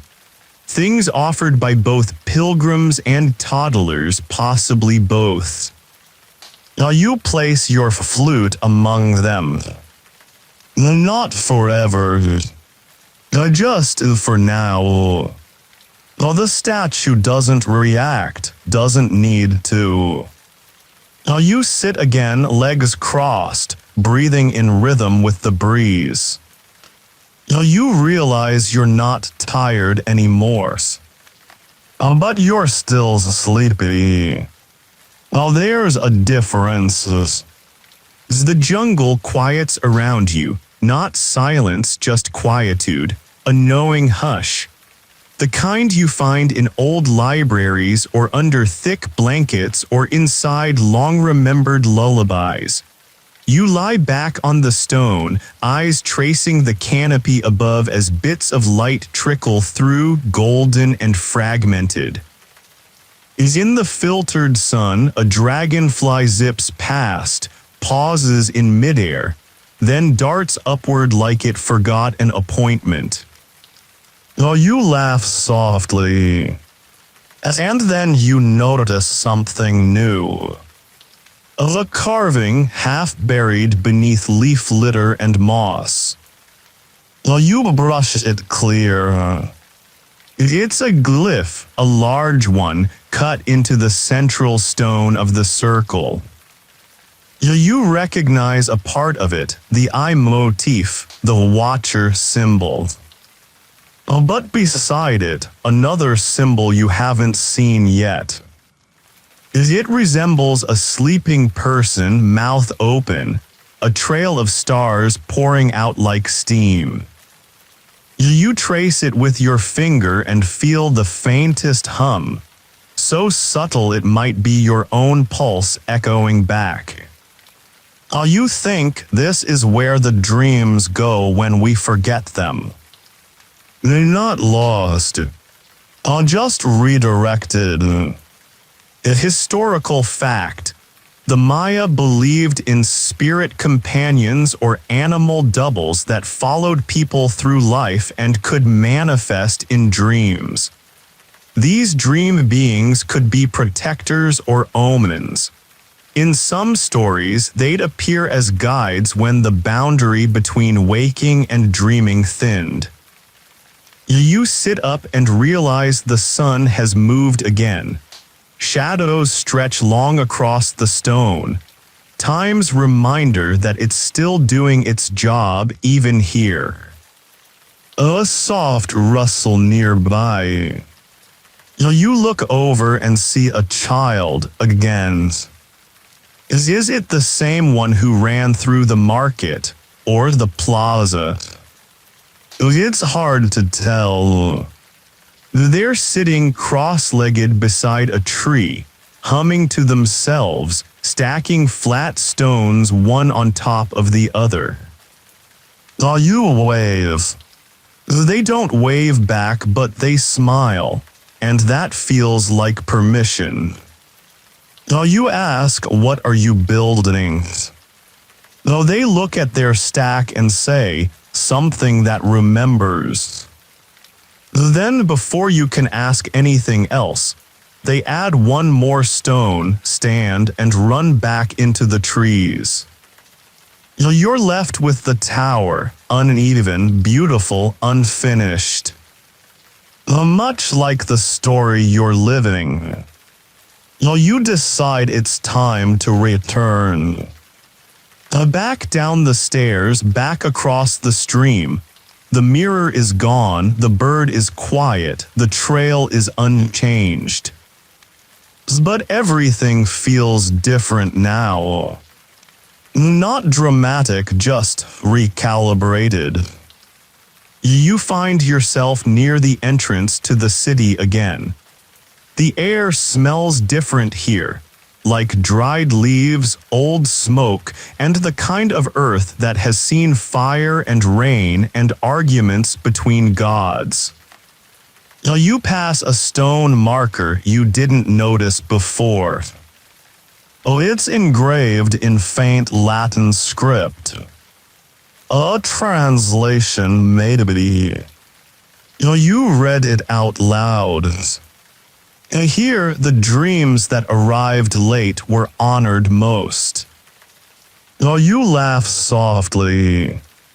You check your satchel. The pouch the woman gave you is still there. So is the folded codex page. And now, though you never picked it up again, the flute. It's back. Because of course it is. You're not surprised. Some stories don't end, they loop. They echo. They wait. You stand at the edge of the city as twilight folds over, softening its angles, blurring the line between stone and shadow. The night feels like a slow exhale, warm and patient, as if the whole place is settling into a long, thoughtful nap. You take a deep breath, the air thick with the scent of damp earth, crushed leaves, and something unmistakably ancient, a faint hint of copal resin burning somewhere unseen.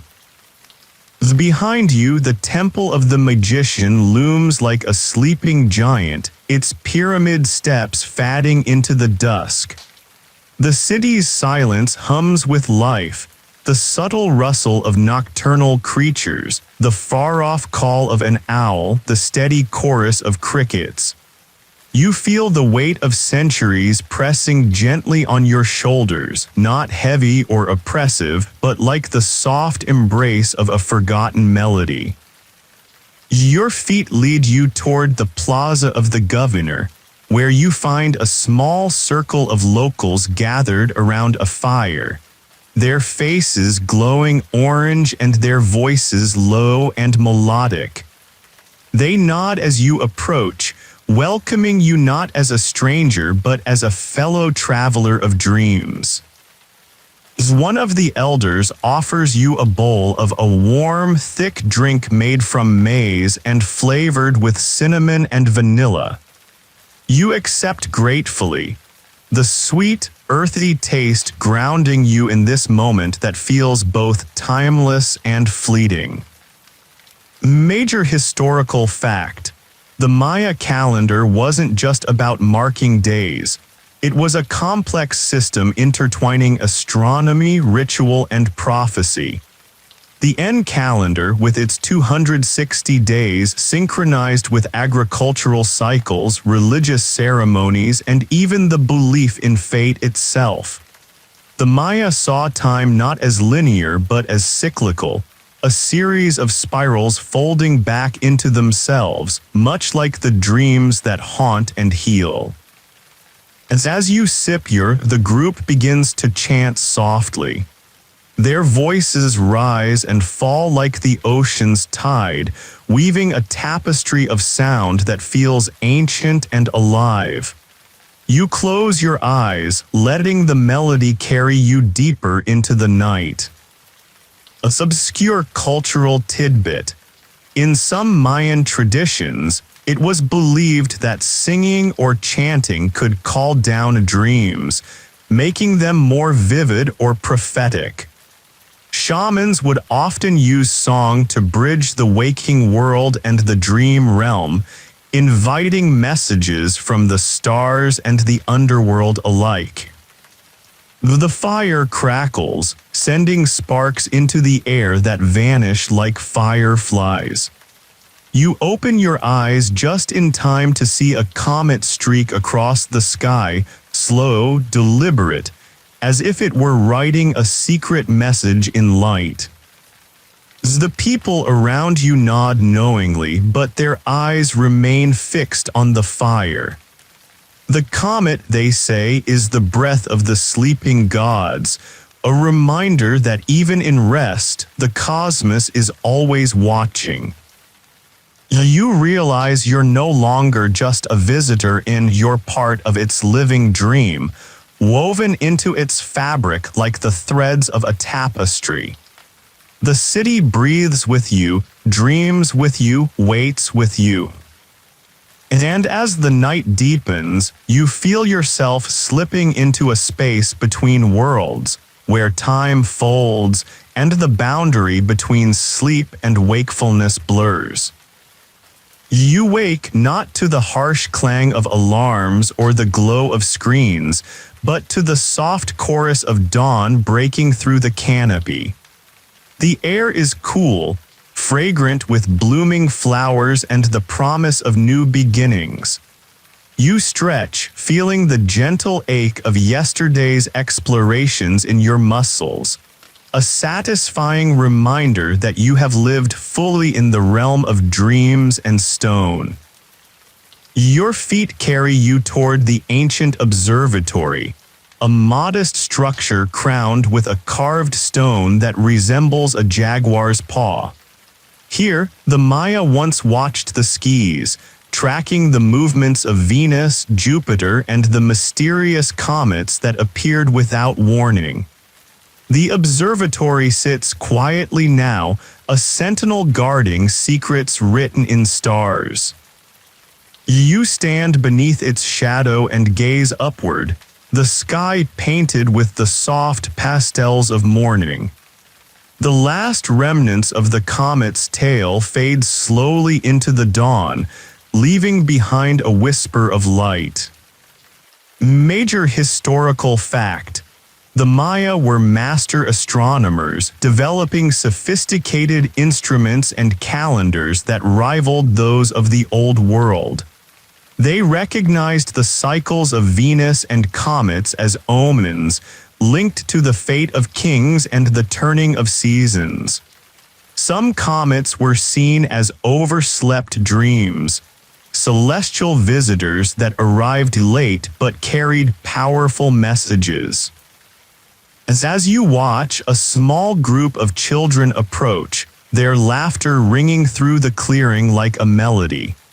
They carry clay whistles shaped like animals, jaguars, birds, snakes, and invite you to join their play.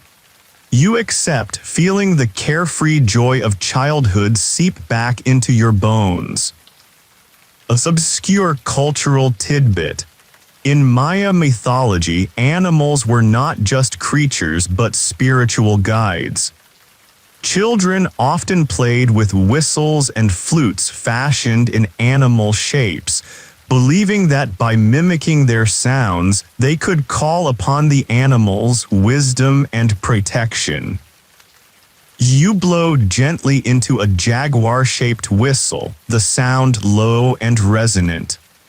The children cheer, their faces alight with wonder. For a moment, you are no longer a visitor but a child again, caught in the magic of a world where dreams and reality dance in tandem. The sun rises fully now, casting golden light across the city's stones. You take a deep breath, feeling the pulse of the ancient city beneath your feet and the vast sky above. As you prepare to leave, you glance back one last time at its temples, plazas, and mysteries, and carry with you a piece of its dream, nestled deep within your own. The morning sun has fully embraced now, and the heat starts to press gently on your skin, a slow reminder that even ancient cities don't escape the daily grind of weather. You wander through the streets, noting how the light plays on the cracked stones, sometimes harsh, sometimes soft, like an old friend's mood shifting between blunt honesty and quiet affection. Your footsteps lead you toward the nunnery quadrangle, a cluster of low buildings decorated with intricate stone mosaics. The carvings are dizzying, feathers, serpents, masks that might be gods or disgruntled neighbors. The craftsmanship is meticulous, and you feel a subtle urge to run your fingers over the patterns, but you hold back. Touching feels like breaking a fragile vow between past and present. There's an eerie quiet here, the kind that falls when the city is still waking, or maybe when it's holding its breath for something to happen. You lean against a wall and close your eyes, letting your senses stretch into the silence.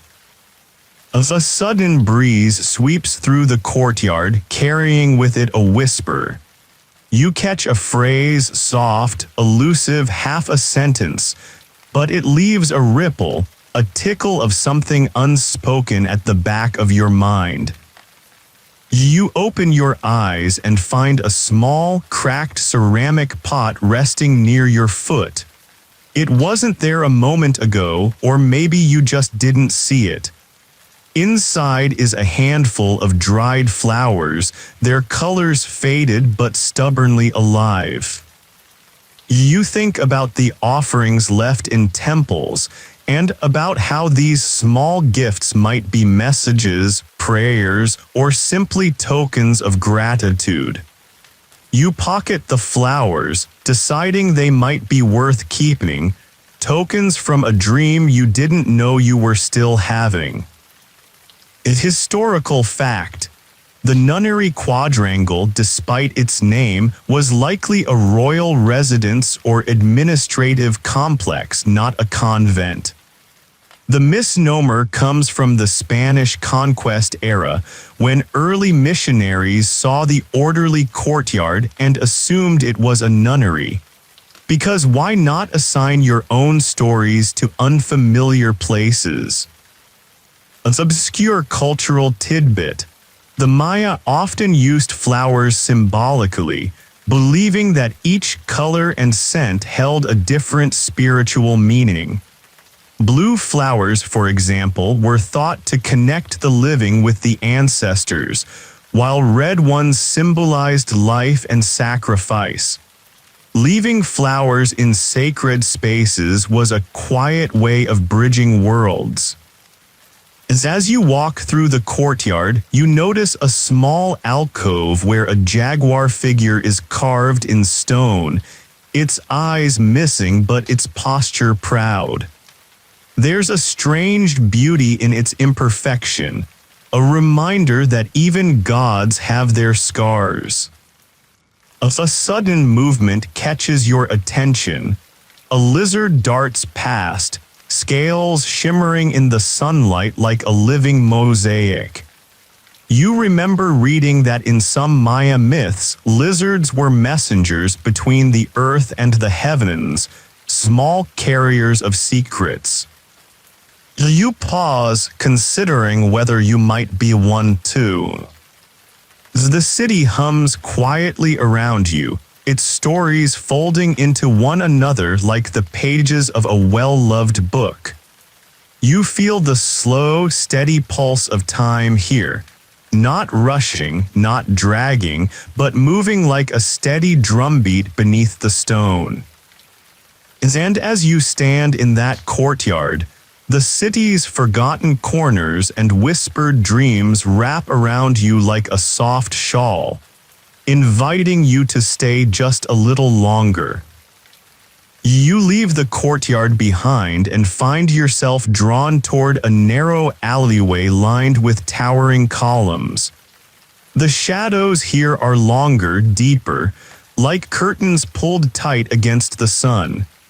The air smells cooler, touched with damp stone and the faint trace of ancient incense.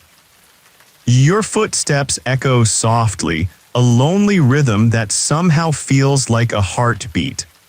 The walls are covered in faded murals, vines twisting around figures that might be gods or heroes or perhaps both.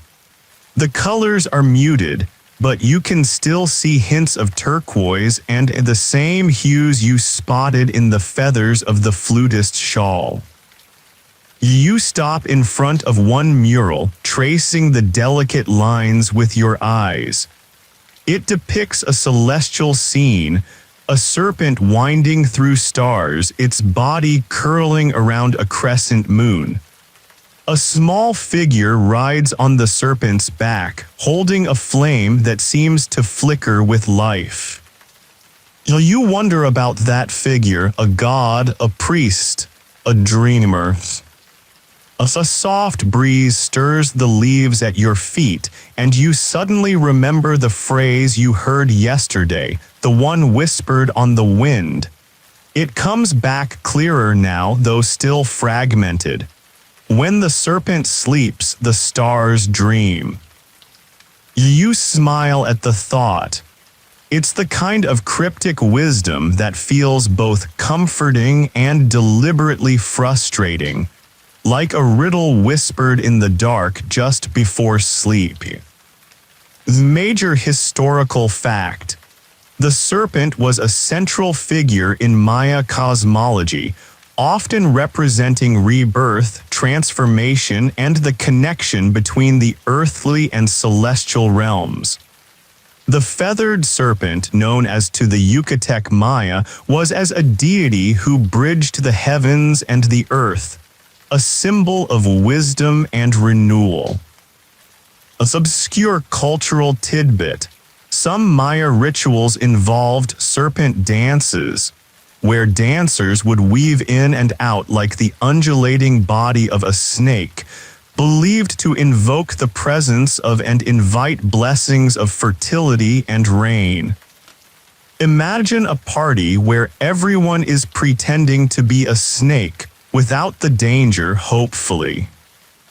You continue walking until the alley opens into a small plaza where you find a well.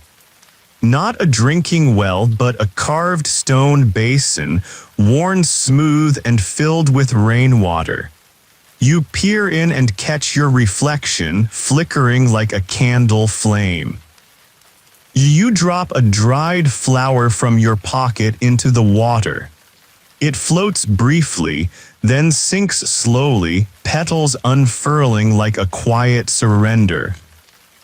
You feel a calm settle over you, a soft, steady pulse that matches the city's ancient heartbeat. As a final thought drifts through your mind as you stand and prepare to leave, perhaps dreams like comets aren't just overslept. Maybe they're patient, waiting for us to catch up. You step away from the tranquil well, feeling the cool moisture still clinging to your fingertips.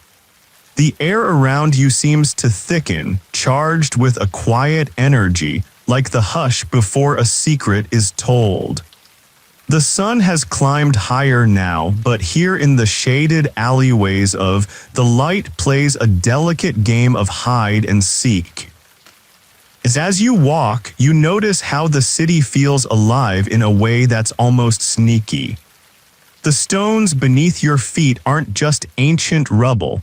They're storytellers, whispering tales of kings and commoners, of sacrifices and celebrations. The vines wrapping around columns look less like wild overgrowth and more like careful guardians, tendrils that have claimed their role in the city's eternal narrative. Your footsteps take you toward the Pyramid of the Magician again, but this time you approach from a different angle. The narrow stairway hidden by hanging moss and the shadow of a towering ceiba tree, whose roots seem to pulse with their own kind of heartbeat. You pause at the base and look up, tracing the pyramid's unique elliptical shape.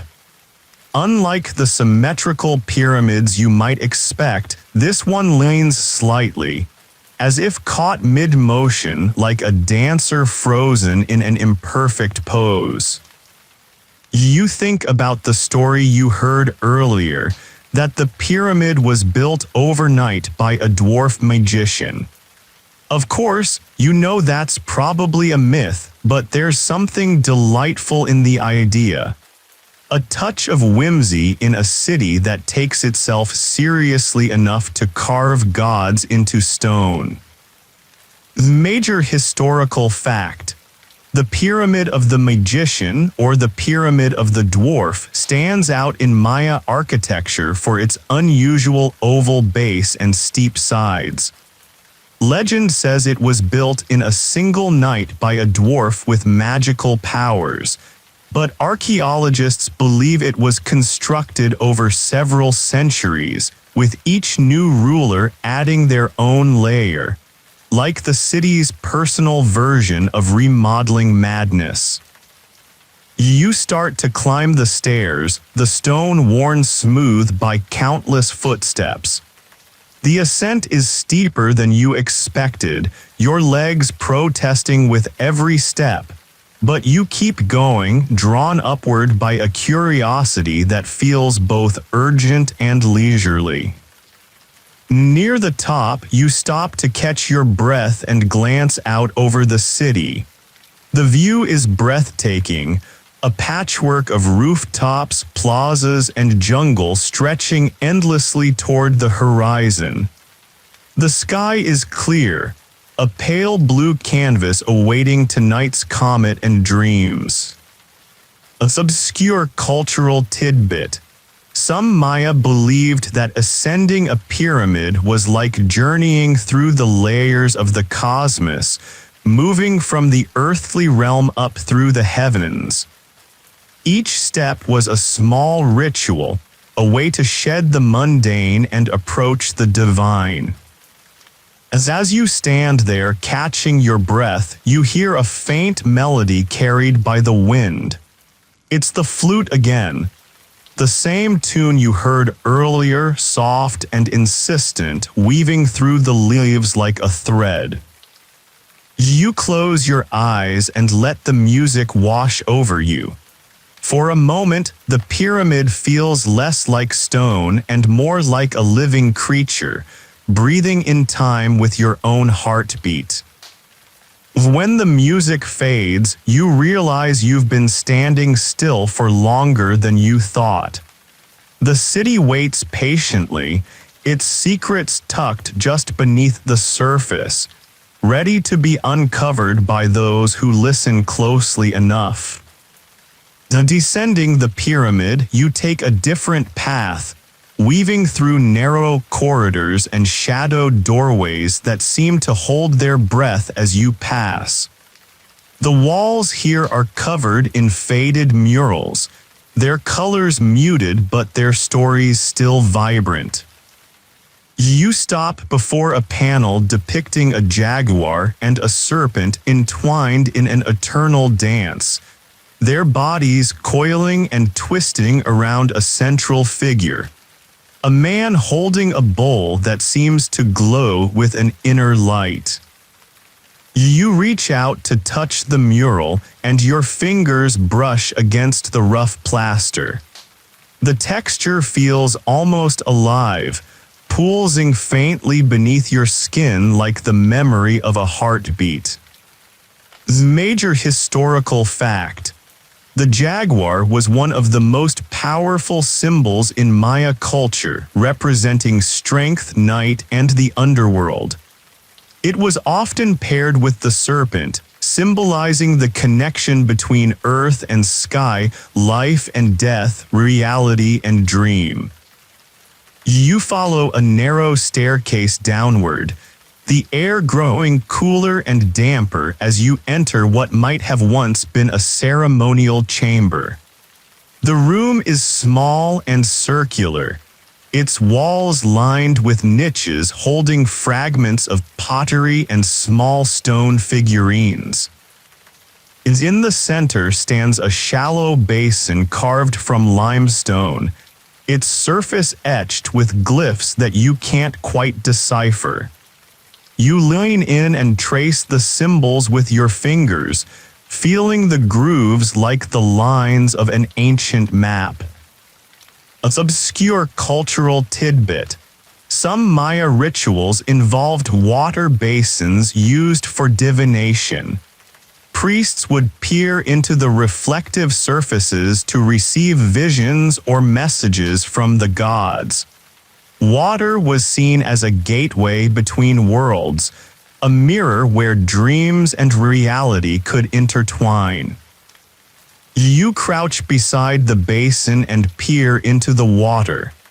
The surface ripples, and for a brief moment you think you see the comet reflected back at you, not in the sky but within the water itself, shimmering and slow. You lean back, blinking. The image fades, replaced by your own reflection smiling softly. You rise and exit the chamber, the cool air giving way to the warmth of the midday sun. Outside, the city bustles softly with unseen activity, the quiet shuffle of life continuing, unbroken by time. As you make your way toward the city's edge, you carry with you the basin's reflection, the comet caught in water, the dream caught between wakefulness and sleep. You realize that the secrets aren't just in its stones or stories. They're in moments like this, fleeting and fragile, waiting for dreamers like you to notice. You step away from the warm sunlight and wander toward a shadowed grove where the dense jungle seems to hold its breath. Here, the air is cooler, thick with the scent of damp earth, moss, and something faintly sweet, perhaps the nectar of unseen flowers or the memory of a long-gone rain. Your footsteps are softened by a carpet of fallen leaves and twigs, muffling your passage into a reverent hush. Ahead, a narrow path winds between towering ceiba trees, their massive roots twisting like ancient serpents seeking to reclaim the earth. The ceiba was sacred to the Maya, believed to be the world tree connecting the underworld, earth, and heavens, a cosmic axis where dreams and reality meet. You reach a small clearing where a circle of stones surrounds a hollowed log. Moss blankets the log's surface, and the stones are etched with glyphs worn thin by time and weather. The setting feels intimate, as if it were once a meeting place for whispered counsels or secret rites. You sit on the mossy log, fingers brushing the rough bark. A sudden rustle behind you startles you, but it's just a pair of small birds, their feathers flashing bright blue in the dim light. They dart away, leaving behind a trail of soft chirps. You pull out the pouch given to you earlier, the one with the feather, the pinch of ground powder, and the tiny clay bead. You unwrap it carefully, letting the scent of dried herbs rise.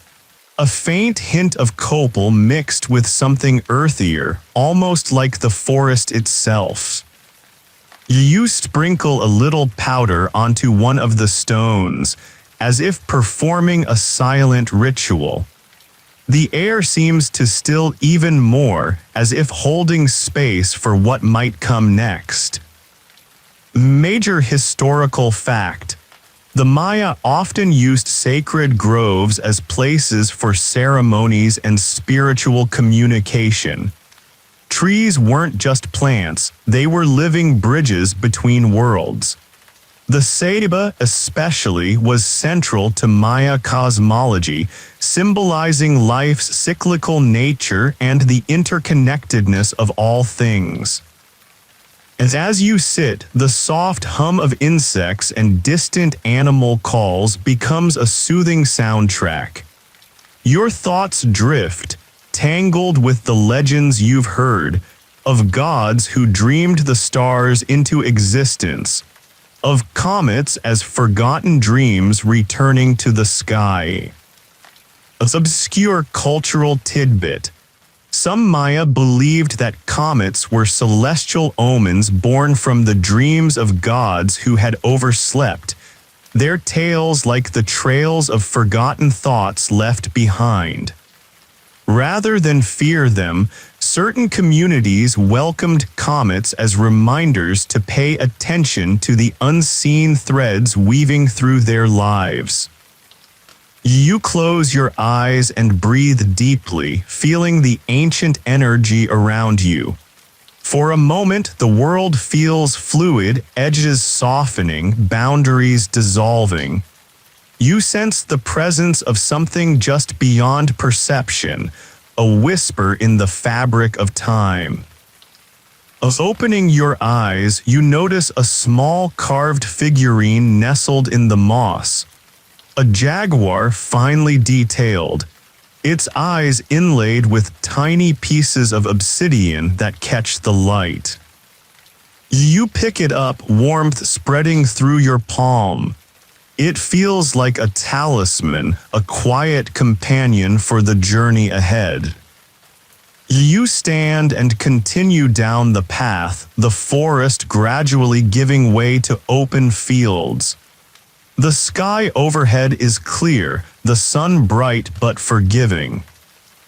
You glance at the horizon, where clouds drift lazily, and wonder what dreams might still be sleeping there, waiting to be caught.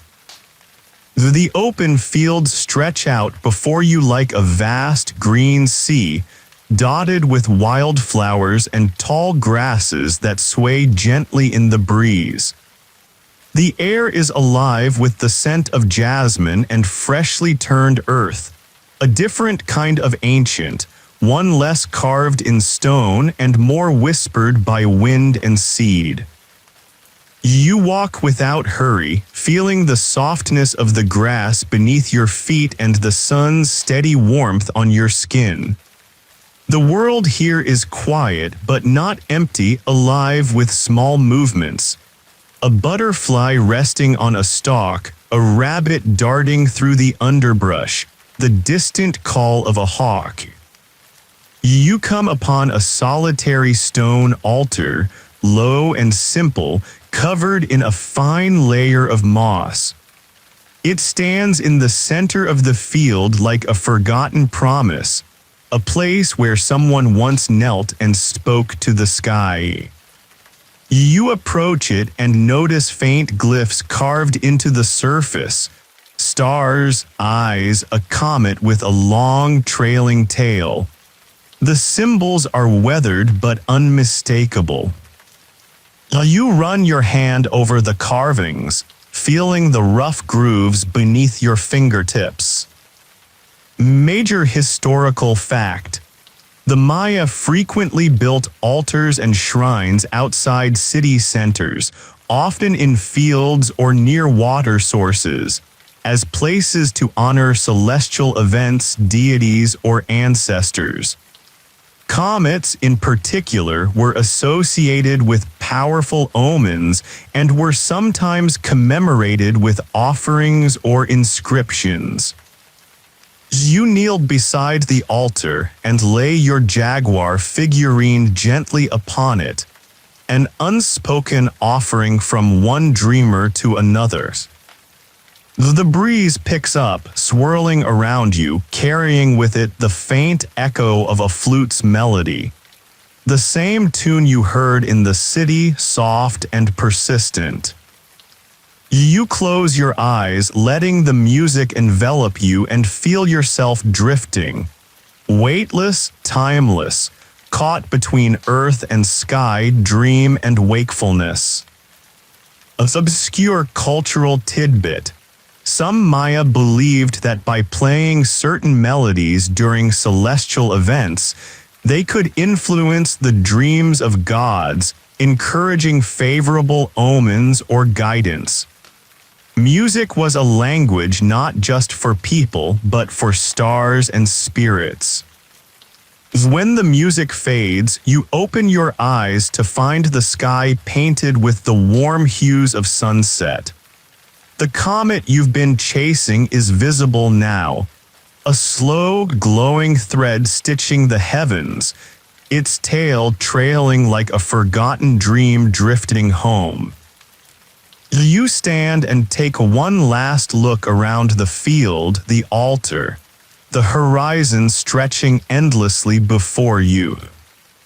And you realize that this journey, this slow, meandering dance through stone, sky, and story, has become a kind of dream itself, one you might carry with you long after you leave. You pause at the edge of the field as the last light of day slips behind the distant hills, painting the sky in shades of amber, rose, and fading violet. The air cools, softening the sharp edges of the day's heat into a gentle caress that seems designed to coax your senses into calm. You glance back toward the city ruins resting quietly under the growing dusk, their silhouettes fading like whispered secrets. Somewhere nearby, the first stars begin to blink awake, timid at first, then gathering confidence, until the whole sky is a glittering tapestry of light. You find yourself drawn to a narrow path lined with wildflowers that seem to glow faintly in the twilight, tiny points of white and blue like earthly stars. The scent is intoxicating, jasmine mingled with the crispness of night air. You follow the path deeper into the quiet, where the trees form a natural cathedral, their branches arching high overhead. The world feels hushed, sacred even, as if you've stepped into a prayer made visible. Suddenly, you hear the faint sound of footsteps, soft and careful. Turning, you see a figure approaching, robed in white linen and crowned with a circlet of woven feathers. They smile a slow, knowing smile and hold out a hand. You take it, feeling the warmth and steadiness, a tether to this mysterious moment. Major historical fact: ritual leaders or shamans often wore elaborate feathered headdresses during ceremonies, symbolizing their connection to the divine and their role as mediators between the earthly and spiritual realms. Feathers from the Quetzal bird in particular were prized for their vibrant green and blue hues. The figure guides you to a small clearing where a fire burns low, its glow flickering against the surrounding trees. You sit beside the fire, feeling its warmth seep into your skin, and listen as the figure begins to chant in a language older than memory. The chant rises and falls, weaving with the night sounds, the rustle of leaves, the distant call of nocturnal creatures, the gentle rhythm of your own breath. An obscure cultural tidbit. Maya shamans believed that chanting could summon the spirit companions that took animal forms, to protect and guide individuals through both waking life and dreams. The chants were also thought to open portals between worlds, inviting guidance and healing. And as the chant continues, you close your eyes and feel yourself lifted, carried on a wave of sound and spirit into a space beyond time. The firelight dances across your closed lids, casting fleeting visions. Swirling stars, shifting serpents, a comet tracing arcs across the cosmos. You realize with a soft smile that you have arrived at the edge of a dream, a place where the boundaries between myth and memory dissolve. You awaken gently, as if emerging from water, the soft morning light filtering through a canopy of leaves. The world around you feels both familiar and new, like a half-remembered story waiting to be told. You rise slowly and find yourself at the entrance to a deep, clear pool nestled within the limestone, its surface smooth as glass. The water reflects the sky and the surrounding trees, a perfect mirror holding the secrets of centuries. You approach the edge and peer in, feeling the coolness radiate upward. There was once a place of offerings and rituals, a gateway to the underworld where the Maya believed their ancestors and gods resided. Major historical fact were crucial to Maya civilization, providing fresh water and serving as portals to the spiritual world. Archaeologists have uncovered numerous offerings in jade, pottery, and even human remains, signifying their importance as sacred spaces. You drop a small flower into the water, a silent offering, a gesture of respect. The petals float briefly, then sink slowly into the depths. And as you stand by you notice carved symbols on the surrounding stones, glyphs depicting stars, moons, and what looks like a comet streaking across the sky. You trace the carvings with your fingers, marveling at how the Maya saw the heavens as intertwined with their own lives, their fates, and even their dreams. An obscure cultural tidbit. Some Maya myths describe comets as sleeping stars or the breath of gods caught between worlds, reminders that even celestial bodies have rhythms and cycles, moments of rest and awakening. You sit beside and dip your hand into the water, feeling the coolness seep into your skin. The reflections ripple, and for a moment you imagine glimpsing the past, a dance of shadows, laughter, and song beneath the surface. The morning hums softly around you, filled with the promise of stories yet to be told, dreams yet to be dreamed. You rise carrying the quiet weight of this place with you, a memory etched in water and stone, lingering like a comet's tail in the vast sky of your mind.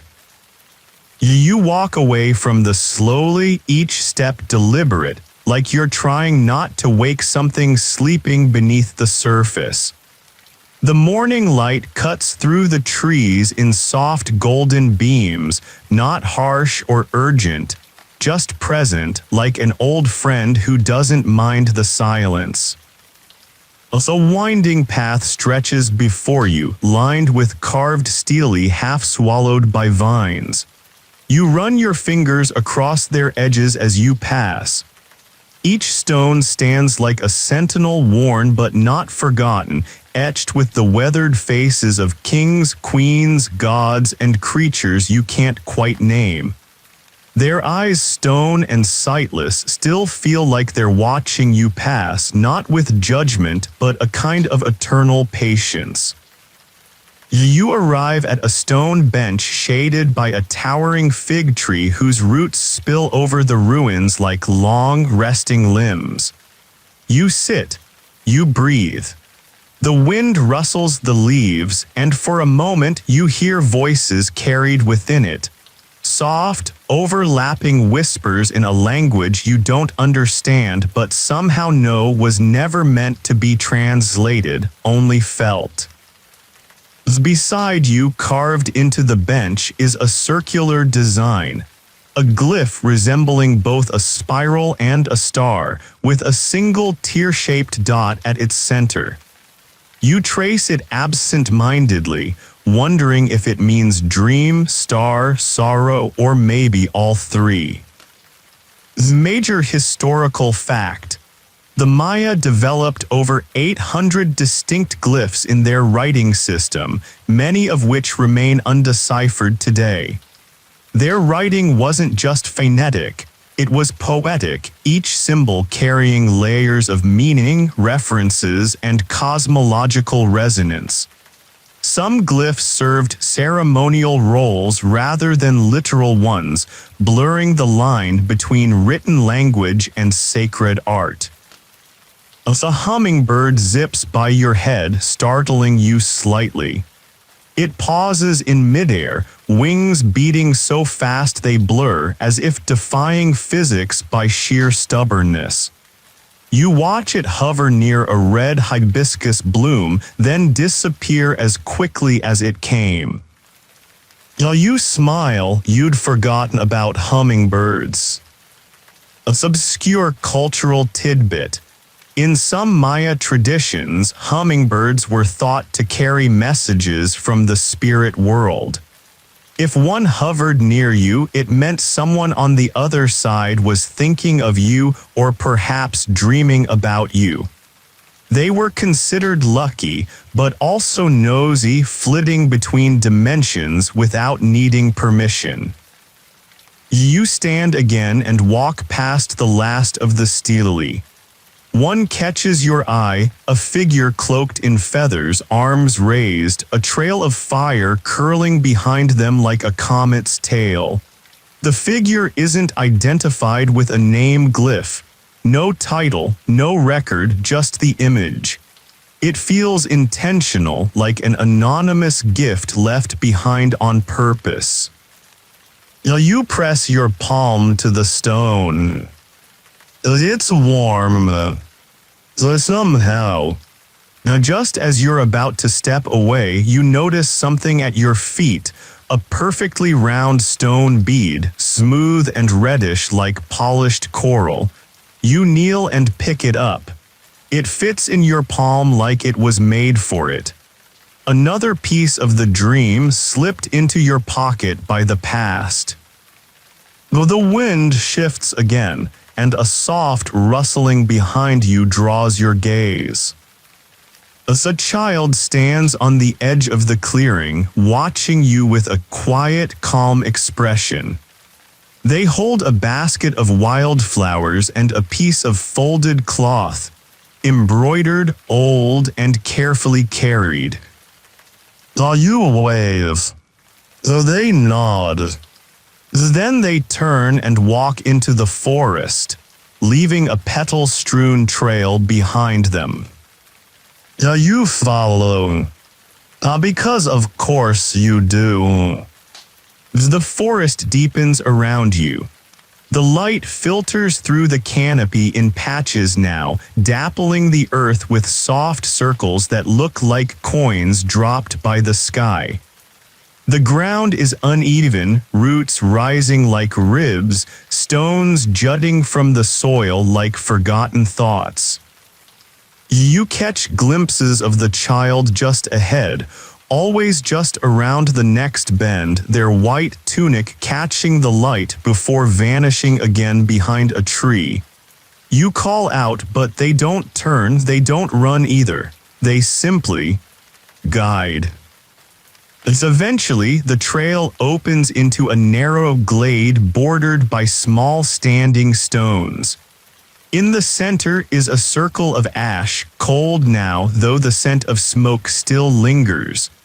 Around the edges are objects: a bone flute, a broken mask, a bowl with dried corn still inside.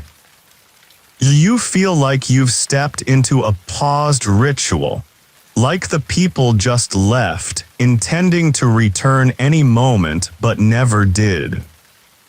The child is gone. Instead, a woman stands at the far end of the glade. She's older, eyes lined with time but still bright, like someone who's laughed at the stars often enough to earn their respect. Draped in indigo robes with jade beads around her neck, she holds a woven pouch tied shut with a piece of crimson thread. She says nothing, only walks forward and hands it to you. You take it, open it. Inside is a small, folded piece of parchment covered in tight glyphs, dense, elegant, and unfamiliar. You look up. The woman is gone. Of course she is. You're beginning to understand how this place works. Major historical fact: Maya rituals often involved passing down knowledge through sacred codices, books made of bark paper and covered in glyphs. Most were destroyed during the Spanish conquest. Only 4 are known to have survived. The rest, hundreds, perhaps thousands, exist now only in memory and in whispers. You unfold the parchment slowly, reverently. The glyphs are arranged in spirals, not lines. At the center, a single icon, a star with a tear falling from it. You remember the carving from the stone bench earlier. The star, a spiral, a sorrow. You tuck the parchment into your satchel, unsure if it's a prayer, a poem, or simply a goodbye. Maybe all 3. An obscure cultural tidbit. Some Maya communities believed that certain written prayers or glyphs could only be read by the gods, illegible by design to mortals. These hidden scripts were meant to confuse invaders and protect the message's spiritual potency. You walk out of the glade with the weight of the parchment close to your chest. Back into the forest. Back toward the stone paths. Back toward the starlit horizon, where the comet still hangs, as if waiting for you to look up one more time and ask it for a dream you've yet to remember. You emerge from the forest just as twilight drapes itself over the horizon like a well-worn shawl. The sky has turned that perfect, impossible gradient between blue and purple, a tone that seems invented for dreams, not daylight. rests ahead, its familiar silhouette softened by dusk, and you realize how far you've wandered, how far the city itself has wandered within you.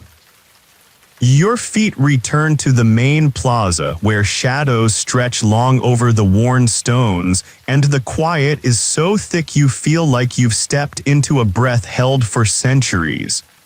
The structures, once imposing, now resemble sleeping beasts, ancient and content. You pass the ball court again. The rings above are just outlines now, halos of forgotten victories and unspoken losses. The stillness around you feels ceremonial. You pause beneath one of the arches, the stone framing the sky like a portal. That same comet is still there, trailing across the heavens in its slow, radiant arc. You think of it now not as a traveler but as a listener, watching you just as you've been watching it. Though then a sound, soft footsteps, you turn. It's not the child from earlier. It's a man this time. Tall, cloaked in midnight blue fabric with a narrow sash woven in golden thread.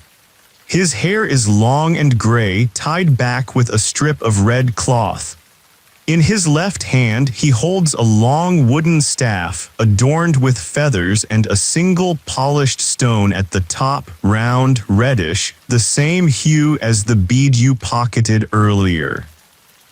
He walks past you without speaking, but pauses at the base of a wide stairway and taps the ground gently with his staff. Once, twice, 3 times. Then he looks up at you and speaks softly, his voice barely louder than a sigh. Not everything buried is asleep. So you nod, not sure what it means, but understanding it anyway. Major historical fact: Maya rulers were often buried beneath temples, pyramids, or sacred. The belief wasn't just about honoring the dead, it was about proximity. These tombs were deliberately placed where the living would walk and gather, ensuring that ancestors remained part of daily life. The dead didn't vanish, they simply moved closer. The man ascends the stairway slowly, his staff striking stone with rhythmic finality. You watch him go until he disappears behind the peak of the structure. Though then a sound, music, a soft, familiar, the flute. But now it's layered with a drumbeat, a slow heartbeat rhythm pulsing in time with the stars. You follow the sound through archways past fading murals until you find a courtyard bathed in moonlight. There's a gathering here, not a crowd, just a handful of figures seated in a circle around a low fire. You recognize none of them and all of them. Their faces are unfamiliar, but their presence is known to your bones. One of them smiles and pats the stone beside them. I'll use a said. An obscure cultural tidbit. In some Maya rituals, especially those held under celestial events like eclipses or comets, a communal dream fire would be lit, around which people shared visions, omens, and personal memories believed to be influenced by cosmic forces. These gatherings were quiet, reflective, and often included long silences to listen for the sky. Now you sit in one of those silences now. You hear the fire crackle, the stars breathe, the comet hum. The figure beside you offers a bowl, not of food, not of drink, just water, still, clear, moonlit. While you look into it, not at yourself, but through yourself. And for a heartbeat, maybe two, you understand everything. And then it's gone. Though the water is just water again. The bowl is passed on. You close your eyes and lean back against the cool stone, the weight of the night finally resting on your shoulders, not as burden, but as blanket. You wake in the same courtyard, though you're not sure you ever fell asleep. The fire has burned down to quiet embers, and the gathering has dispersed, vanished into the folds of morning fog that now drift lazily through the stones. There's dew on your skin, on the hem of your clothing, on the lip of the bowl still resting beside you. The world feels made of silver. You stretch, rising slowly, your body heavy, but in that satisfying way that follows deep sleep or honest labor. You pick up the bowl. There's a message etched on the bottom in tiny glyphs. Our dreams return to those who wait. You smile. Of course they do. You step out of the courtyard and begin walking the stone paths again, though something has shifted. The city is quieter now, yes, but also more present. As if is no longer a ruin you visited, but a companion that walked beside you. You pass a tree blooming with strange, pale flowers, ones you don't remember seeing before. Their petals look like curled paper, soft and translucent. You lean in to smell them. The vanilla, earth, rain, and smoke. You look up and see a small platform ahead. Atop it sits a familiar shape, a stone censer with faint trails of smoke curling from its bowl. Someone has been here recently. You climb the platform steps, knees creaking like an old house. At the top, the wind picks up, tugging at your hair and clothing. The view is wide, sky, trees, crumbling temples, and beyond that, a glimmer of coastline you didn't expect. You realize you're seeing farther than before. You also realize that the comet has moved. It's almost gone now, its long tail fading into the sky's brightening blue. And then just as it vanishes beyond the horizon, a single line of thought drifts through you. You didn't oversleep this dream. Major historical fact. Maya priests tracked comets not only through observation but through oral tradition and ceremonial reenactment. Some comets were marked in calendars, not by their expected return, but by their emotional or spiritual impact on those who witnessed them. They were living memories, not just data points. An obscure cultural tidbit. Among certain Maya lineages, it was believed that if a person witnessed a comet in solitude and made an offering, that individual was granted a personal dream guide, an unseen presence that would whisper insights during sleep for the rest of their life. You don't have an offering, not in the traditional sense. But you've walked, watched, listened, and wandered. Maybe that's enough. You reach into your pocket and find the red bead, the one you thought you'd lost. You place it gently on the edge of the censer and step back. The wind lifts it slightly. Then it's gone. No sound, no ceremony. Just a piece. You turn, feeling the sun warm your back as you descend the platform steps. Now the city breathes with you. And somewhere out there, a dream still moves slowly across the sky, searching for someone to notice it. You wake in the same courtyard, though you're not sure you ever fell asleep. The fire has burned down to quiet embers, and the gathering has dispersed, vanished into the folds of morning fog that now drift lazily through the stones. There's dew on your skin, on the hem of your clothing, on the lip of the bowl still resting beside you. The world feels made of silver. You stretch, rising slowly, your body heavy, but in that satisfying way that follows deep sleep or honest labor. You pick up the bowl. There's a message etched on the bottom in tiny glyphs. Our dreams return to those who wait. You smile. Of course they do. You step out of the courtyard and begin walking the stone paths again, though something has shifted. The city is quieter now, yes, but also more present. As if is no longer a ruin you visited, but a companion that walked beside you.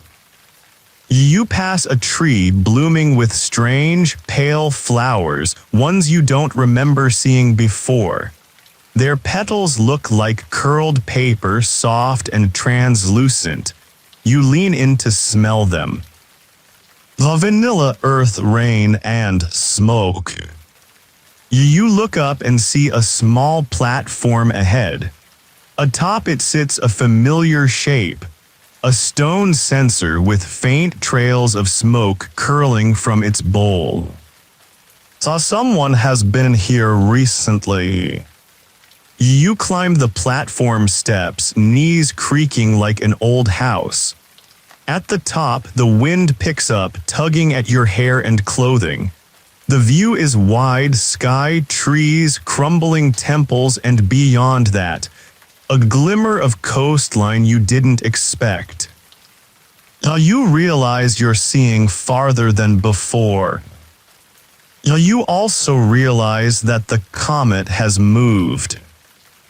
It's almost gone now, its long tail fading into the sky's brightening blue.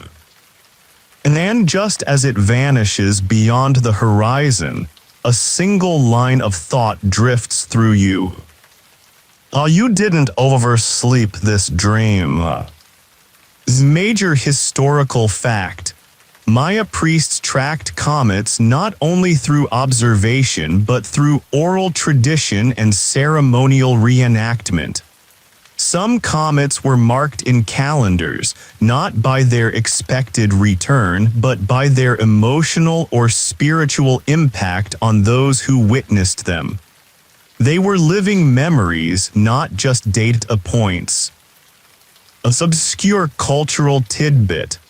Among certain Maya lineages, it was believed that if a person witnessed a comet in solitude and made an offering, that individual was granted a personal dream guide, an unseen presence that would whisper insights during sleep for the rest of their life.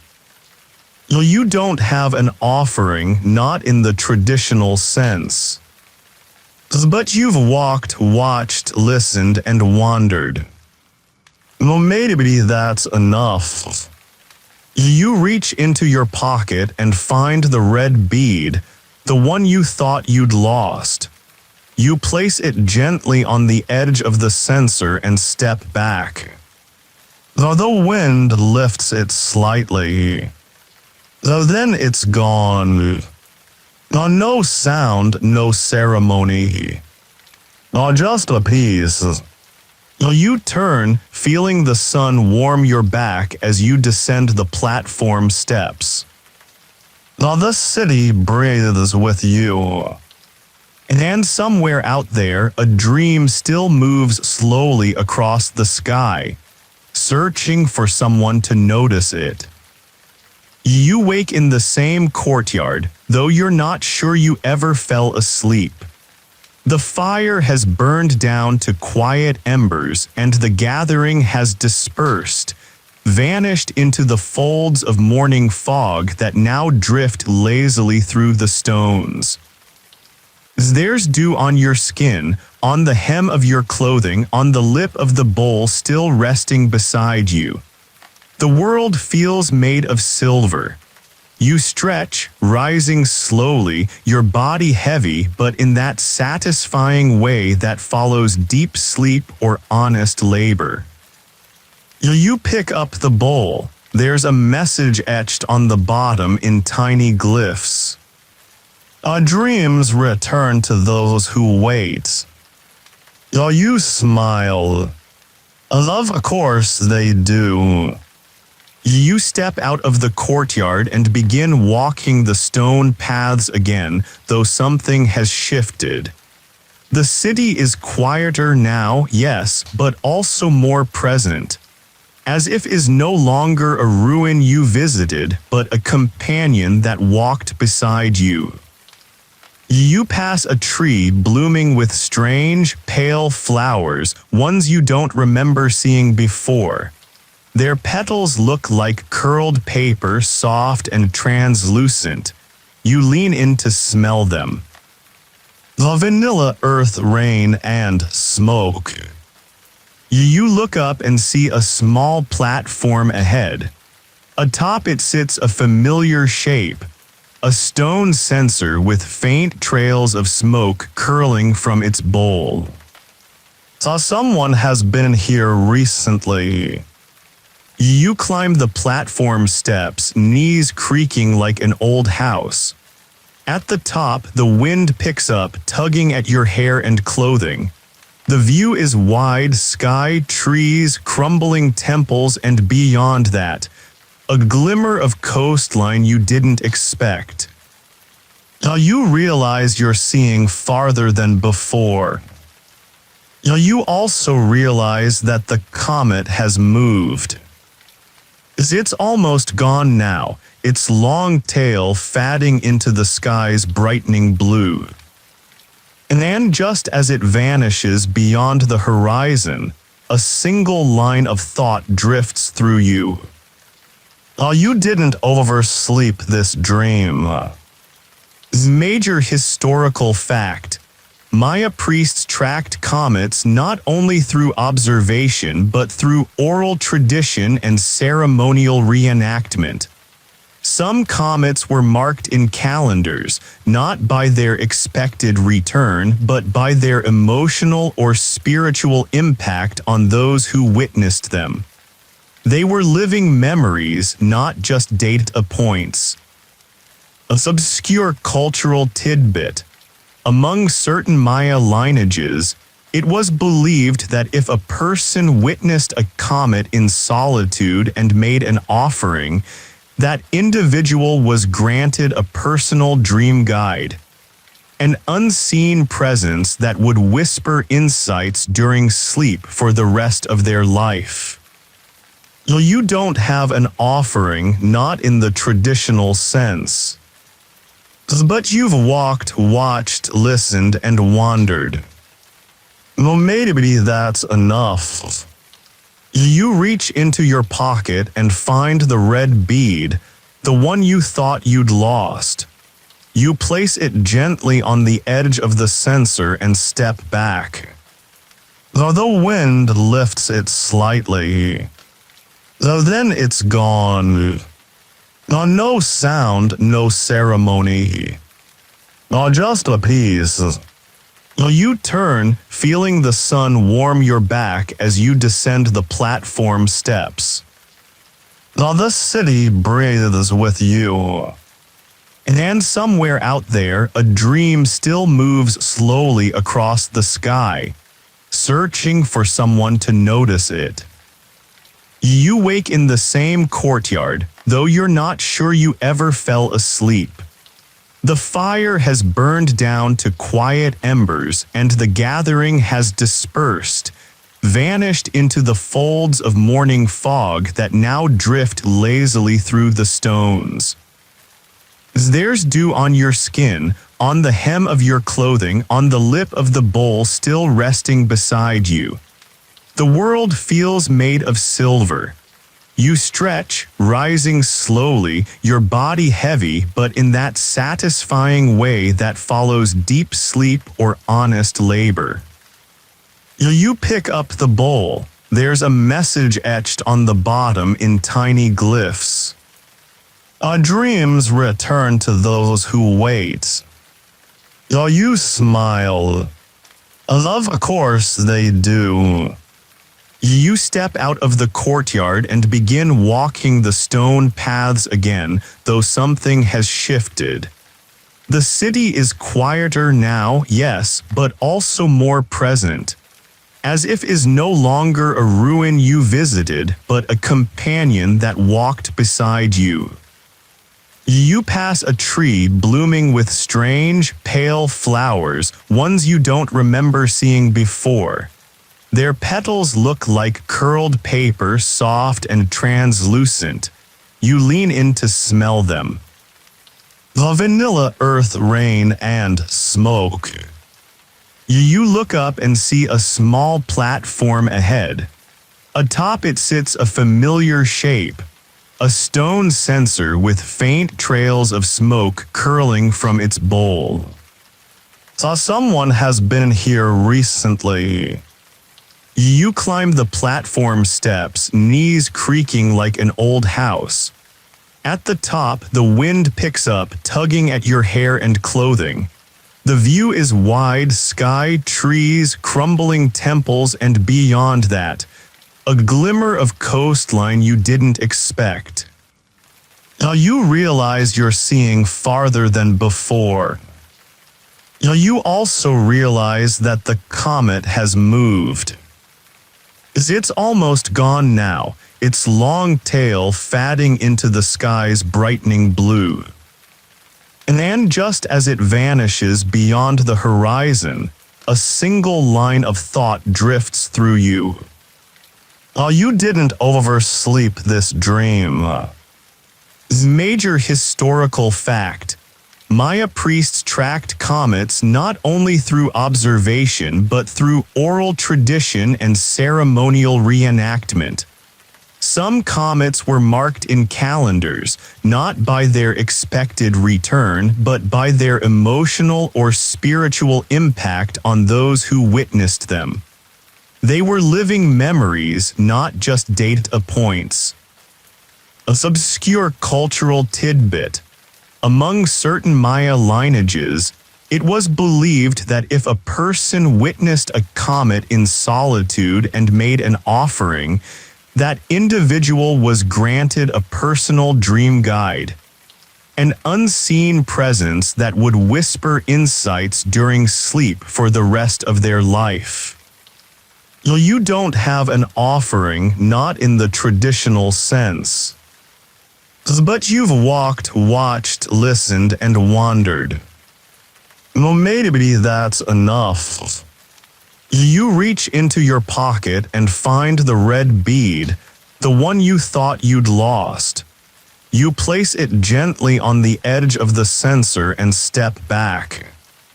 The wind lifts it slightly. Then it's gone. No sound, no ceremony. Just a piece.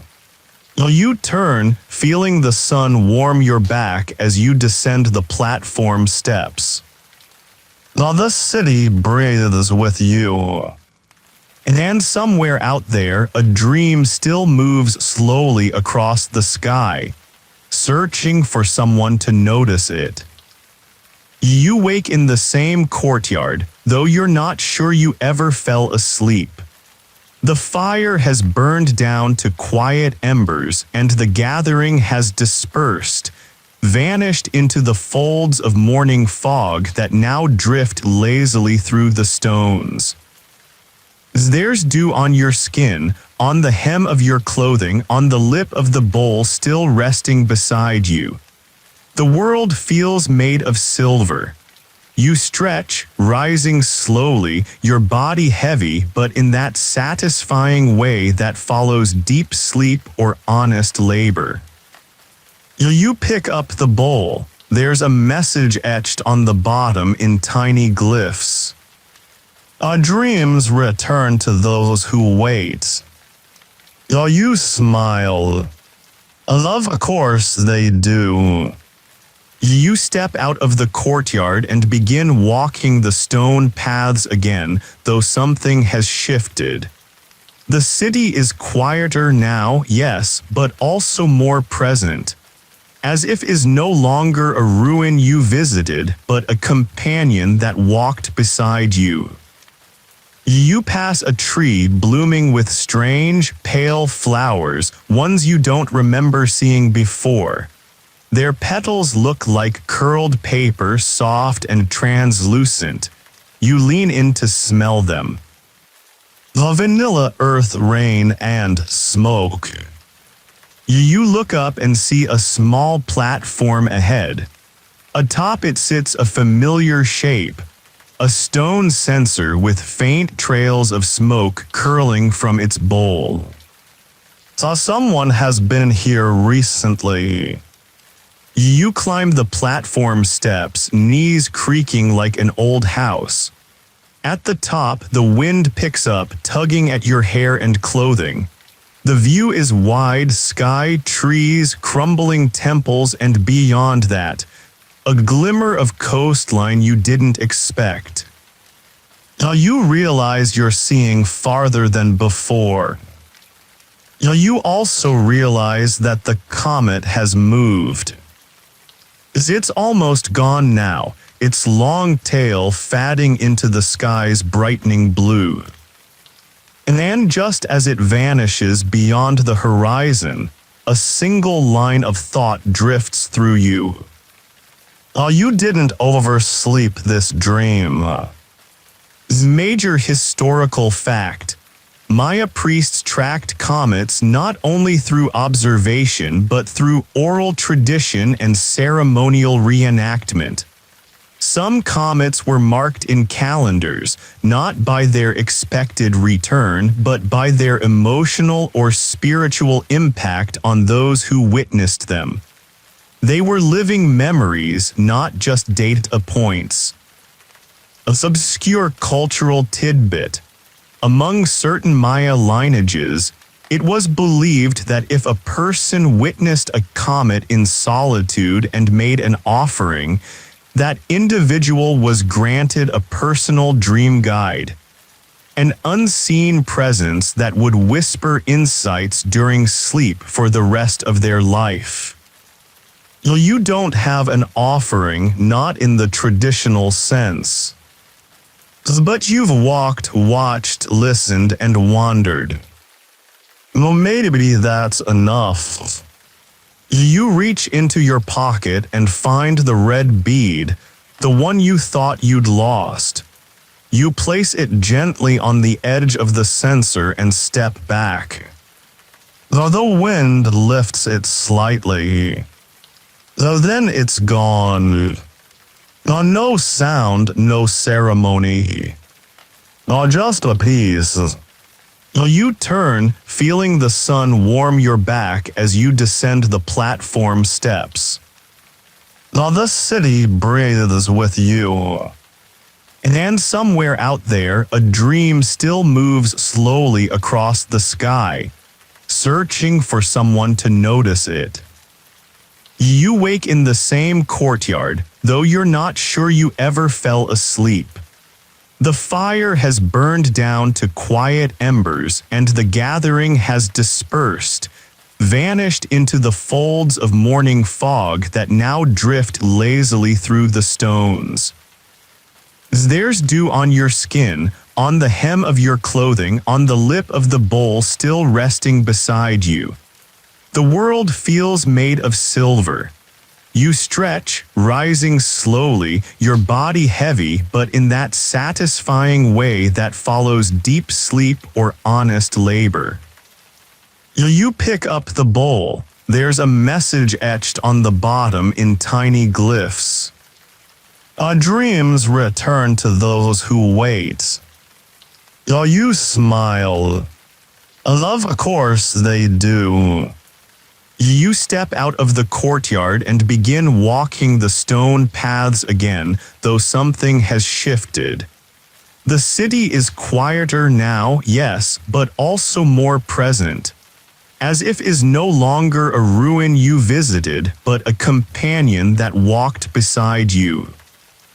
You pass a tree blooming with strange, pale flowers, ones you don't remember seeing before.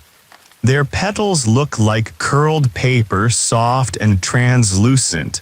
You lean in to smell them. The vanilla earth, rain, and smoke. You look up and see a small platform ahead. Atop it sits a familiar shape. A stone censer with faint trails of smoke curling from its bowl. Someone has been here recently.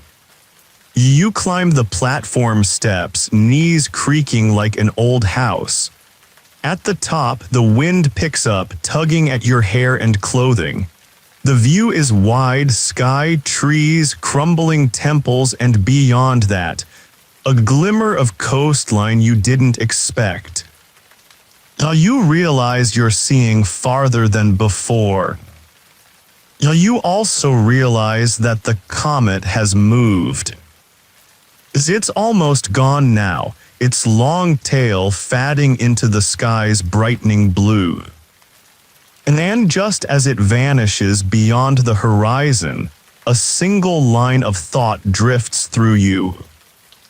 You didn't oversleep this dream. Major historical fact. Maya priests tracked comets not only through observation but through oral tradition and ceremonial reenactment. Some comets were marked in calendars, not by their expected return, but by their emotional or spiritual impact on those who witnessed them. They were living memories, not just data points. A obscure cultural tidbit. Among certain Maya lineages, it was believed that if a person witnessed a comet in solitude and made an offering, that individual was granted a personal dream guide, an unseen presence that would whisper insights during sleep for the rest of their life. You don't have an offering, not in the traditional sense. But you've walked, watched, listened, and wandered. Maybe that's enough. You reach into your pocket and find the red bead, the one you thought you'd lost. You place it gently on the edge of the censer and step back. The wind lifts it slightly. Then it's gone. No sound, no ceremony. Just a piece. You turn, feeling the sun warm your back as you descend the platform steps. The city breathes with you. And somewhere out there, a dream still moves slowly across the sky, searching for someone to notice it. The wind follows you as you leave the platform, gentle but persistent, as though it has something to tell you that it's not quite ready to say aloud. It teases your hair, brushes against your cheeks, then rushes ahead to rustle the canopy before you. The city's paths have softened under morning's hush.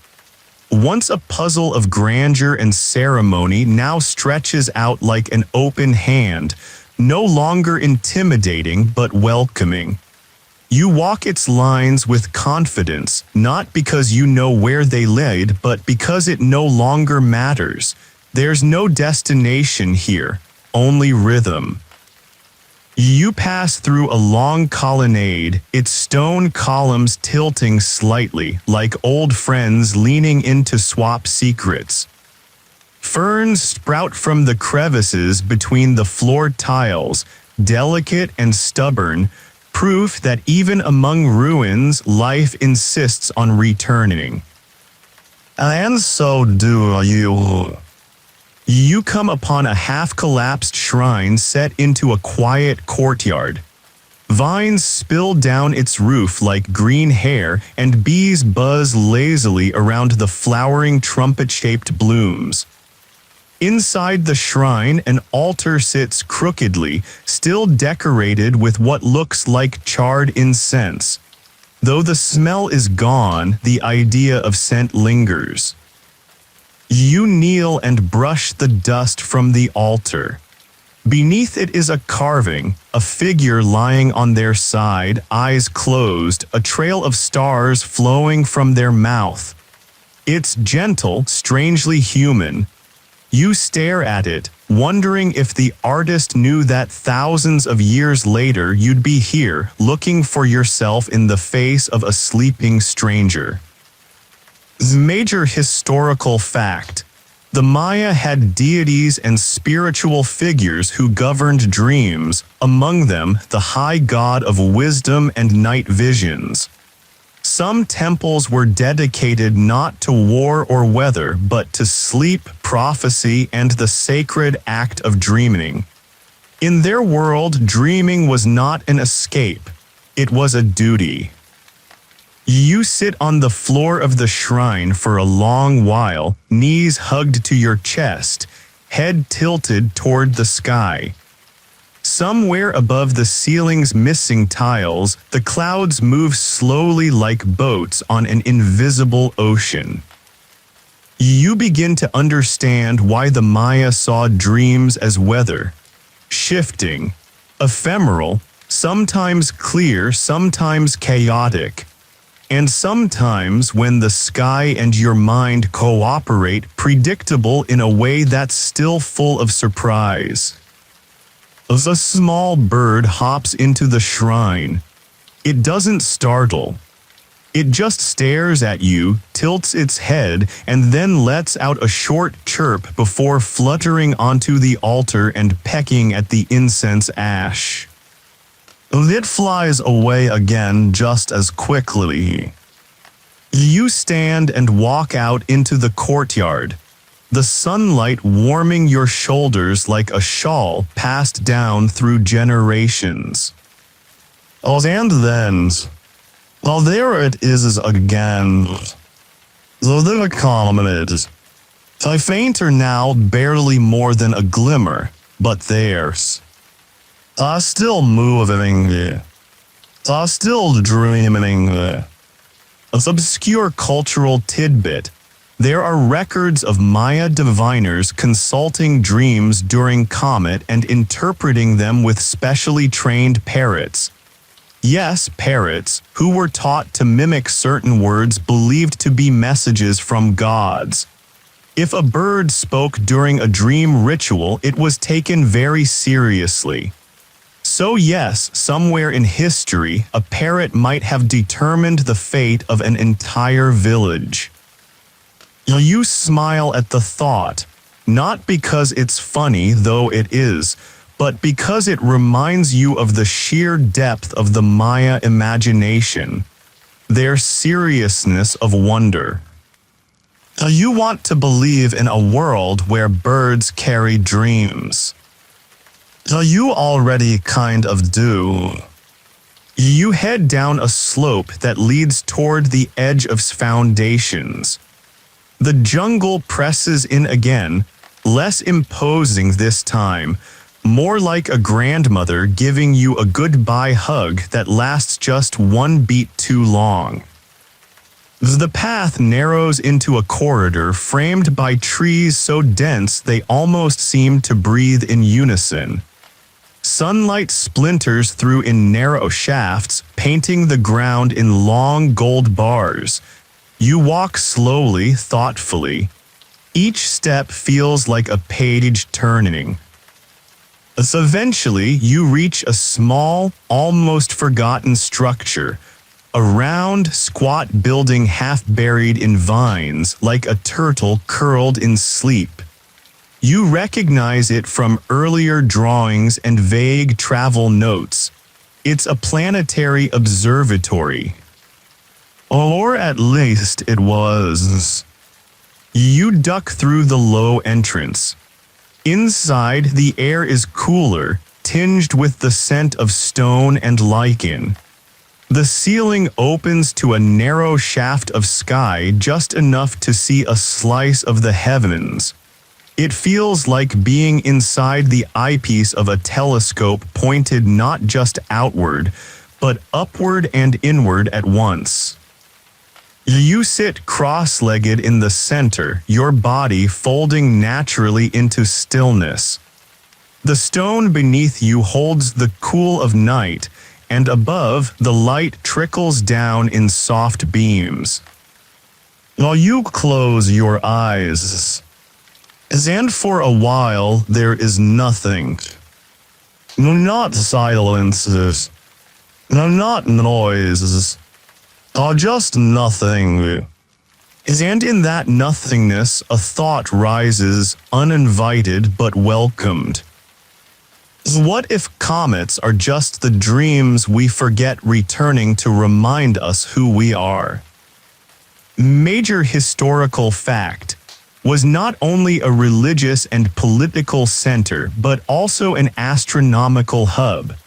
Certain temples and windows were precisely aligned with the rising of Venus, solstices, and other celestial phenomena. Observatories, small circular structures like this one, served to align sacred ceremonies with cosmic rhythms. Timekeeping was both science and prayer. You feel the weight of that idea. That time itself was something to speak to charm, to court. You reach into your satchel and find the parchment with spiraled glyphs, the one the old woman gave you. It's still folded, still warm somehow.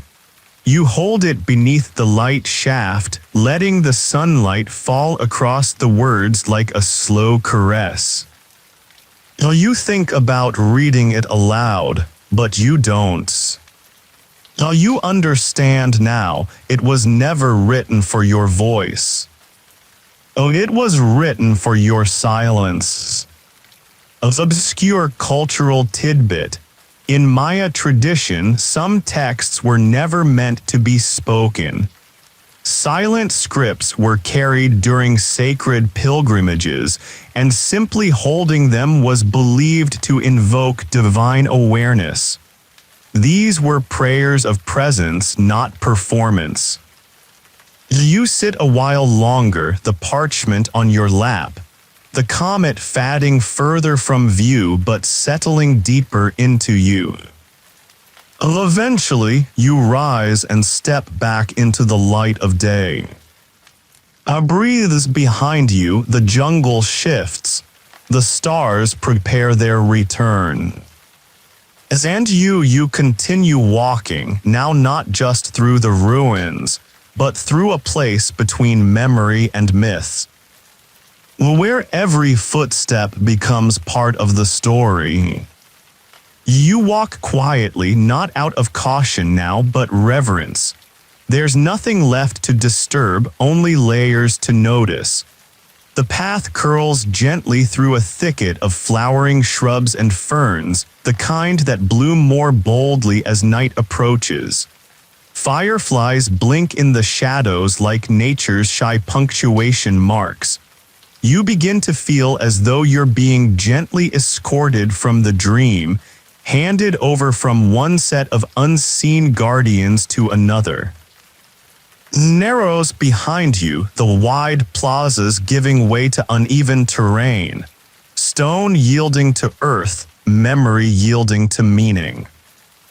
You pause at a lone pillar half swallowed by ivy.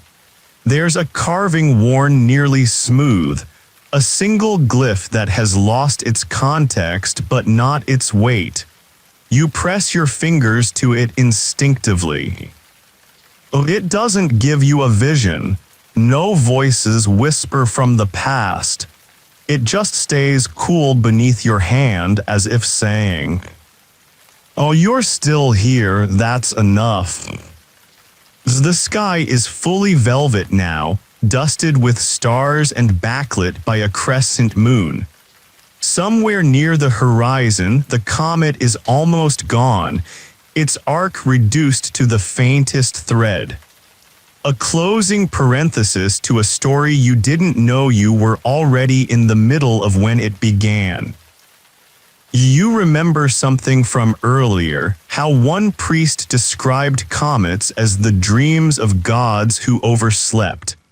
Maybe now, having seen it, you think they weren't overslept at all.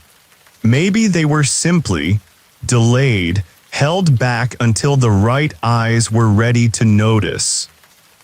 Major historical fact: the Maya long count calendar tracked time in cycles of roughly 394 years each, but they also believed time was nonlinear. Events could repeat with different faces. Dreams, too. They left room in their math for cycles to be skipped, forgotten, or awakened after long silence. History, in this sense, wasn't just recorded, it was relived. You climb a small ridge, the last elevation before the jungle resumes its full embrace. The wind is cooler up here, and from this height you see the edge of the world flicker. The jungle, the stars, the ruins, and beyond them all, the thin shimmer of sea. You sit no reason, just because it feels like the thing to do. And sitting turns into resting. And resting becomes remembering. The bowl of water, the figurine, the parchment spiral, the woman with the pouch, the flute, the mask, the basin, the comet, its long, lonely trail across a sky that needed a story. You realize something then, not with your head, but somewhere behind your eyes, just past your. You were the dream. You weren't here to learn about the Maya belief that comets were dreams. You were here so the comet could see you. An obscure cultural tidbit.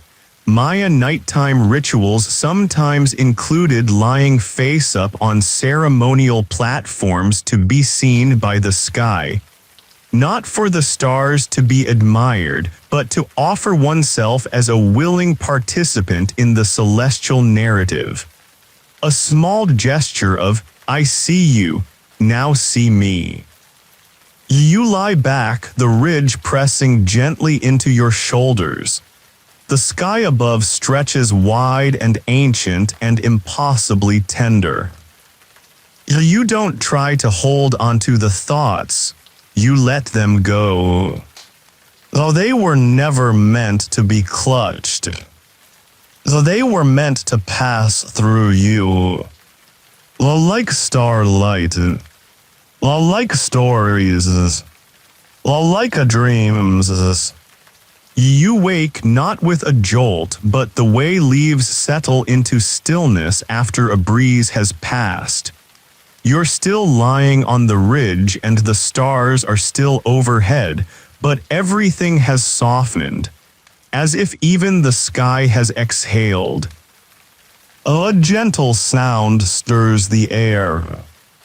Not the flute this time. Not voices. Wings. Thousands of them. You sit up slowly, squinting toward the trees. Above the canopy, just at the edge of the jungle, a mass of birds takes flight, herons, egrets, maybe even a few macaws. They swirl up in elegant patterns, slow and deliberate, like they're tracing invisible glyphs in the sky. And then they vanish into the dark. You smile not because you know what it meant, but because you don't have to.